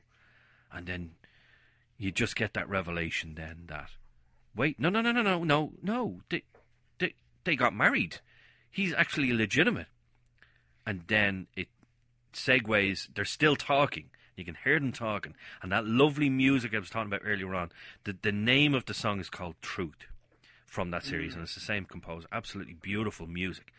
And Jon knocks on Daenerys' door, and the two of them just look at each other. And goes back to Bran, and you just see him going back into the past, and you find out that Jon Snow is actually Aegon Targaryen. That's his name. He is the heir to the throne. He's the man who should be sitting on the Iron Throne. And what's he doing instead? Well, moist. Yeah. Yeah. That's what he's doing to his aunt. That's what he's doing to his aunt. Rick, we've been doing this podcast now for it's the longest podcast we've done, and ever since we started this, I think we're close on 2 hours now. Ever since we started it, he's wanted to press that button. He's had his finger. He's had the finger on the trigger for the moist button. That moment we had earlier on, we missed. I think it was over Cersei and someone else on season 7. Was it the start of the season? I think it was. There's something, and you're like, oh, "Don't worry, you'll get it. Don't worry, you'll get it." So you've got that moment, and then we end the series with one of my favourite characters, Tormund. God, he can't die straight away. I'm fairly sure he's going to die in the series. He can't die straight away. He has to bump uglies with Brienne of Tarth at least once. He has to make big red babies with her. He absolutely loves her. But him and Beric Dondarrion are on the wall, and you just hear you see all the White Walkers just standing there. What's going on? Why are they just standing there? And you hear the and you're like, there's Viserion, and you're not really prepared for the absolute and utter power that comes out of Viserion, because you expect it from Drogon, but you don't expect what Viserion did to that wall. And he just completely annihilates the wall. To the fact, it's not just a small portion, a huge, massive portion of the wall collapses. And then they start marching. And it's not just men, and it's not dragons, it's giants, and it's animals, and every manner of creature is now marching south, and they're on their way to do whatever the Night King wants them to do. And absolutely, what a cliffhanger to be left on, that the wall has fallen, that they have now crossed over, and the real battle is coming to Winterfell. And just absolutely fantastic end to Season 7. Yeah, it was. It was like, look, the last episode pulled it back. Like, it was kind of a weaker season, but then the last episode just got you exactly where you needed to be. Tyrion with that longing look as well, like, yes. about Jon and Dany, like, everything, like, confirming everything that people had long suspected about the Tower of Joy and Rhaegar and Lyanna, like, that moment with Jamie finally comes good. Loved it. I thought it was great. The only thing, and again, I'll be a little controversial here, the only thing I wasn't mad about, and I know a lot of people love this scene, was the Hound and the Mountain squaring off. Because to me, again, it was just one of those things they're putting in for total fan service, where it's like, if the Hound went up to the Mountain in this, like, all of the great rulers of Westeros are meeting at this, and then it's going to be like, oh, why don't we let these two, like, random, like, essentially security guards, like, why don't we let them have center stage? And it's like, I'm going to kill you. And it's like, Cersei just be like, shut up, sit down. What have you got to do with it? Like, Jon Snow was there. I'm Cersei, I'm the queen. What are you talking about? I think they could have done that differently. I think, when they were all walking up to the dragon pit, I think that could have been the moment to do it. Then, when they were walking up, maybe, not when they're all these rulers, literally the rightful kings and queens of Westeros are standing there, and as you say, the two security guards are going, yeah, you know what's coming for you, brother. You've known all along, and I'm going to come and kill you. It was a very throwaway thing, but it was basically, it was a confirmation for the fans that have wanted Clegane Ball from the very beginning. They've got the confirmation it's happening in Season 8. That's 100% happening in Season 8. Yeah, exactly. So, but let me wonder about that. Let me spend the year wondering. I'm not going to stop watching Game of Thrones because you haven't confirmed Clegane Ball. I'm going to watch it because I don't know if I'm going to get it. Like, so let me wonder for a while. Exactly. Yeah, I know. It's like, there was no confirmation until the exact moment it happened that RNL equals J. There was no confirmation. You had the little tiny hint when Bran was first at the Tower of Joy, but there's still no confirmation. You just didn't know. So then when you got it, it's like, oh, fantastic. So it was more of a throwaway thing, I think, for me. They shouldn't really have done it, or if they were going to do it, let's do it on the walk up beforehand. But exactly. let's go off to Season 8. Sure, okay, you've heard our theories. You've heard the mad theories of Justy. You've heard the theories of the internet at wide.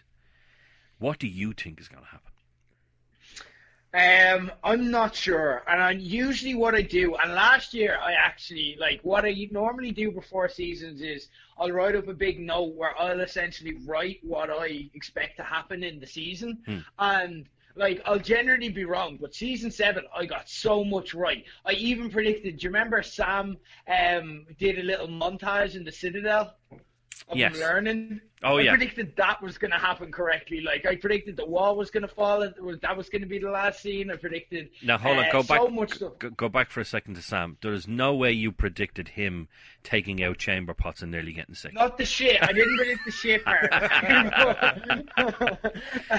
That for me, like, they did that scene, and I'm not sure whether it was that scene or the scene where he's trying to heal Jorah. I'm not sure, but there was one of them where it goes directly from either a chamber pot full of shit or Jorah's wound to somebody eating a pie and be like, oh, you dirty bastard. Oh, God. Oh, that was They're horrible. so good for those little cuts, though. Everything you see is like Game of Thrones is so good for those little throwaway cuts because even like with the way they structure the scenes usually leads into the next thing. Like when it's like what we said earlier about Sam, where it's like John always comes back, and you're like, oh wait, is he gonna come back? What are you doing? Like every scene just gets you thinking about the next scene. Like it's one of the editing in it is absolutely fantastic. Fantastic. I don't know what's going to happen in Season 8, and I'm trying not to predict it this time around. I may, by the time Season 8 rolls around, I may have changed my mind, and I'll stick some stuff up on my Twitter. What I don't think is going to happen is the predictions you made last week, because I think everything you kind of predicted last week relies on, and I've spoken to you about this already, relies on them winning the Battle of Winterfell in Episode 3. Well, obviously, that's what I predicted last week. But when you made that assumption to me, there was no way the White Walkers were just going to be.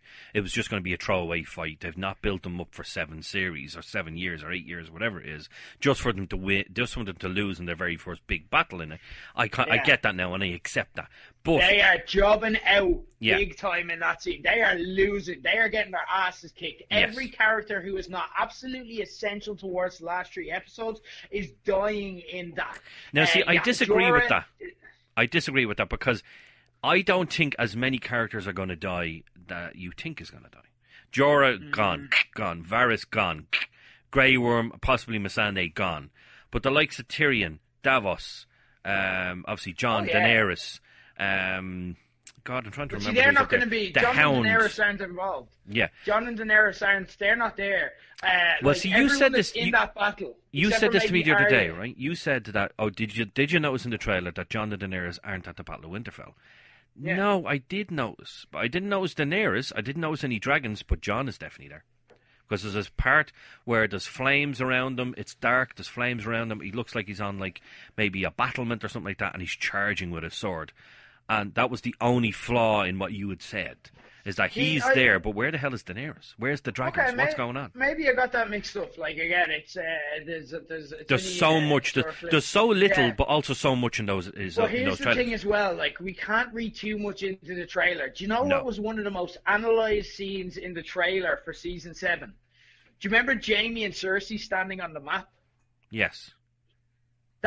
We flipped out over that. We're like, what does that mean? Does that mean that they're in control of the world? What does it mean? What does it mean? And we analyze it to death, and it's a throwaway scene. Yeah. I guarantee we haven't seen one bit of Game of Thrones season 8 after season 3, after the Battle of Winterfell. I guarantee they haven't showed us a second of that yet. Unless something's after coming out in between when we take this and when it goes out on air, I think we haven't seen 1 second of it. I think a lot of the stuff 100 million percent agree. Yeah, absolutely.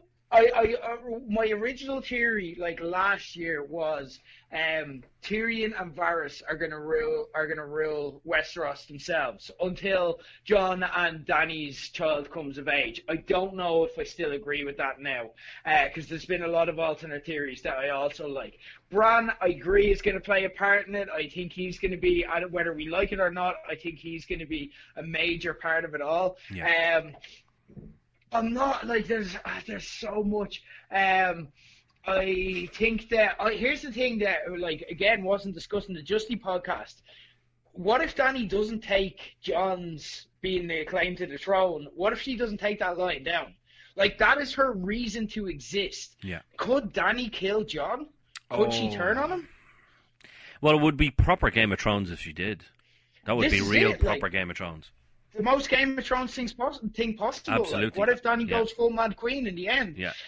Like she's shown signs that she could have a heel turn in her future. Oh, like, 100%. We've seen like there. If you wanted to say that they had been foreshadowing that Dany was evil, you could create a really compelling 10-minute YouTube video of clips. Yeah. And like they've given us loads of material. Loads. So what about? We assume little things like we're going to see the end of the Voluncar prophecy. Well, that hasn't been explicitly. They cut the Voluncar prophecy out of the TV show. Yeah. It's only in the book. So what if we don't get any of that? What if the Golden Company turn on Cersei and kill her off really early? what if, like, because Euron is the one going over to collect him, what if Euron just says, fuck this, I'm taking the Iron Throne for myself? Yeah, that's something I speculated about a couple of months ago. Is like maybe he's going to turn on Cersei, have her as a captive, and he's going to take over. You just don't know what's going to happen. There's so many different things. But in terms of my theories, right? I had 3 theories that I said last week, and you said no, because they all involve the Battle of Winterfell and the good side winning. I can, not necessarily. I can push them all, each one of those theories forward. They've lost the Battle of Winterfell. Okay, the Whites are still marching south. Jon could still die at the Battle of Winterfell, and Daenerys legs it. Okay, she could still be pregnant. There's no guarantee that between episode 1 and, say, episode 6, it's only going to be a week or 2. Could be months. Mm-hmm. We don't know necessarily what's going to happen.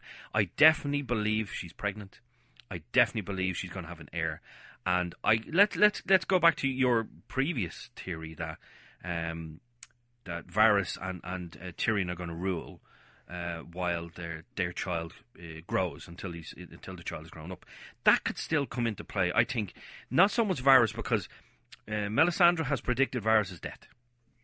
Yeah. So that's why you have to die in this land, the same as I do. So I think Varys is gone, either Battle of Winterfell or something that happens after the Battle of Winterfell. Tyrion surviving. I think how it's going to work is that Tyrion will be the advisor to the person who's actually raising their child, and that person is Sansa. Sansa is an interesting one. Yeah, simply because she's had so much happening throughout the last few seasons, like so many bad things that she wanted to rule. So this will be her way of ruling without actually being queen. The Starks have a good history of raising Targaryens, like if Jon's anything to go by, so I could totally see that happening. Yeah, that could totally happen.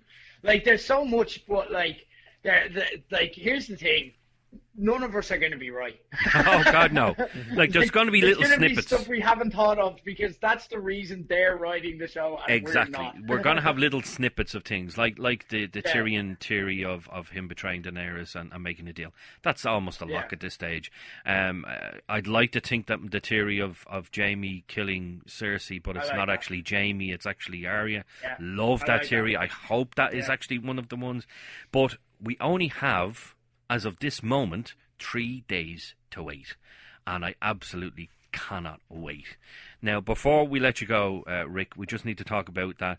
Even though this is our last Talk Nerdy to Me Game of Thrones special, that's not the end of the Game of Thrones funness on the network. Tell us a little bit what's coming.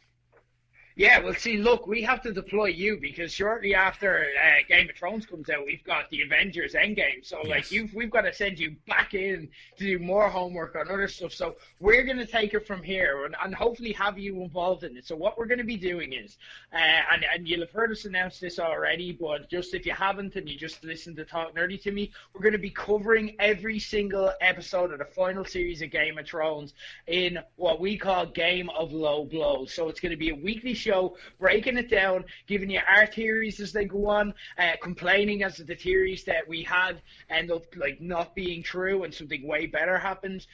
We're going to be talking about every episode with members of the Low Blows team and also members of the Irish wrestling community. We've got a few guests already lined up, some really cool stuff.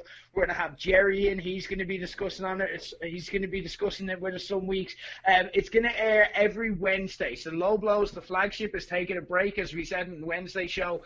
We've been running it now for like 14 months straight without, I don't think we've taken more than a week off in like 14 months. So we're going to freshen up the show for a comeback in 6 weeks, and then we're going to be doing Game of Low Blows every Wednesday. So check that out. Exactly the same time Low Blows will normally go up. So late Wednesday night, Thursday morning, you'll definitely have it waiting for you. It's all free on the Low Blows Network, on Spotify, iTunes, on patreon.com/#LowBlows. And I can't wait, because let's face it, WrestleMania is over. It's usually a quiet time of the year for wrestling, and everyone's going to be talking about Game of Thrones as well. So absolutely, absolutely. I just want to pick up on something you said there. Are you actually saying that me, Jerry, is going to be on the main show? It's not the main show. Oh, I knew he'd have a way around it. I knew he'd have a way around it. Dave, play that sound clip. Hi, mate. I knew we'd have a way around You it. talk I about knew me. it. You talk about me like having my finger around a certain one. This is Jerry. That's all my finger. I've episodes. had my finger on that. You know, I even said to Dave earlier on, I said, Didn't you know see it what, coming. the boss is on. Let's not make fun. Let's just talk about Game of Thrones. But you know what? No, yeah, I knew you'd weasel out of it somehow. That you don't have me on the main show. Well, one of these days I'm going to be on the main show, and your numbers for that show are going to go through the roof. And then you're going to say to yourself, why didn't we have Jerry on from the very beginning? This is it. Well, we'll see. Look, you're on a Wednesday show, so Yeah. that's something. You're closer. You're getting closer. I'm getting there. But That's it. We got to build up for the payoff. exactly. But Rick, listen, thank you very much for being on the show. This has literally been our longest one yet. By far and away. But it just didn't seem. Everything just kept going and going, and it was just fantastic. So thank you so much for being on the show. I hope you Can I enjoyed it just as say much as we something did. before? Yeah, go ahead. Yeah. Can I just say, lads, I want to say congratulations and thank you. This is your 10th episode. It is. I am so proud of what this show has become. You guys have made it your own within just 10 episodes, and it is so entertaining so far. And I cannot imagine what it's going to be like by episode 100, how good this show is going to be. You've jumped in. You've absolutely killed it. The work both of you guys put in, it's really appreciated. I know the Love Loves listeners love it. I know like the guests love being on it, and I love being a part of it as well, being able to produce and edit it, which is so. Thank you so much for what you do for Low Blows, and thank you for talking nerdy to me. It's been an absolutely fantastic addition to the Low Blows network. Well, thank you for the opportunity. Now, obviously, I made Low Blows, so Likewise. that's fine. You know, that's absolutely fine. But listen, thank you very much for being on the show, and I hope you enjoyed it.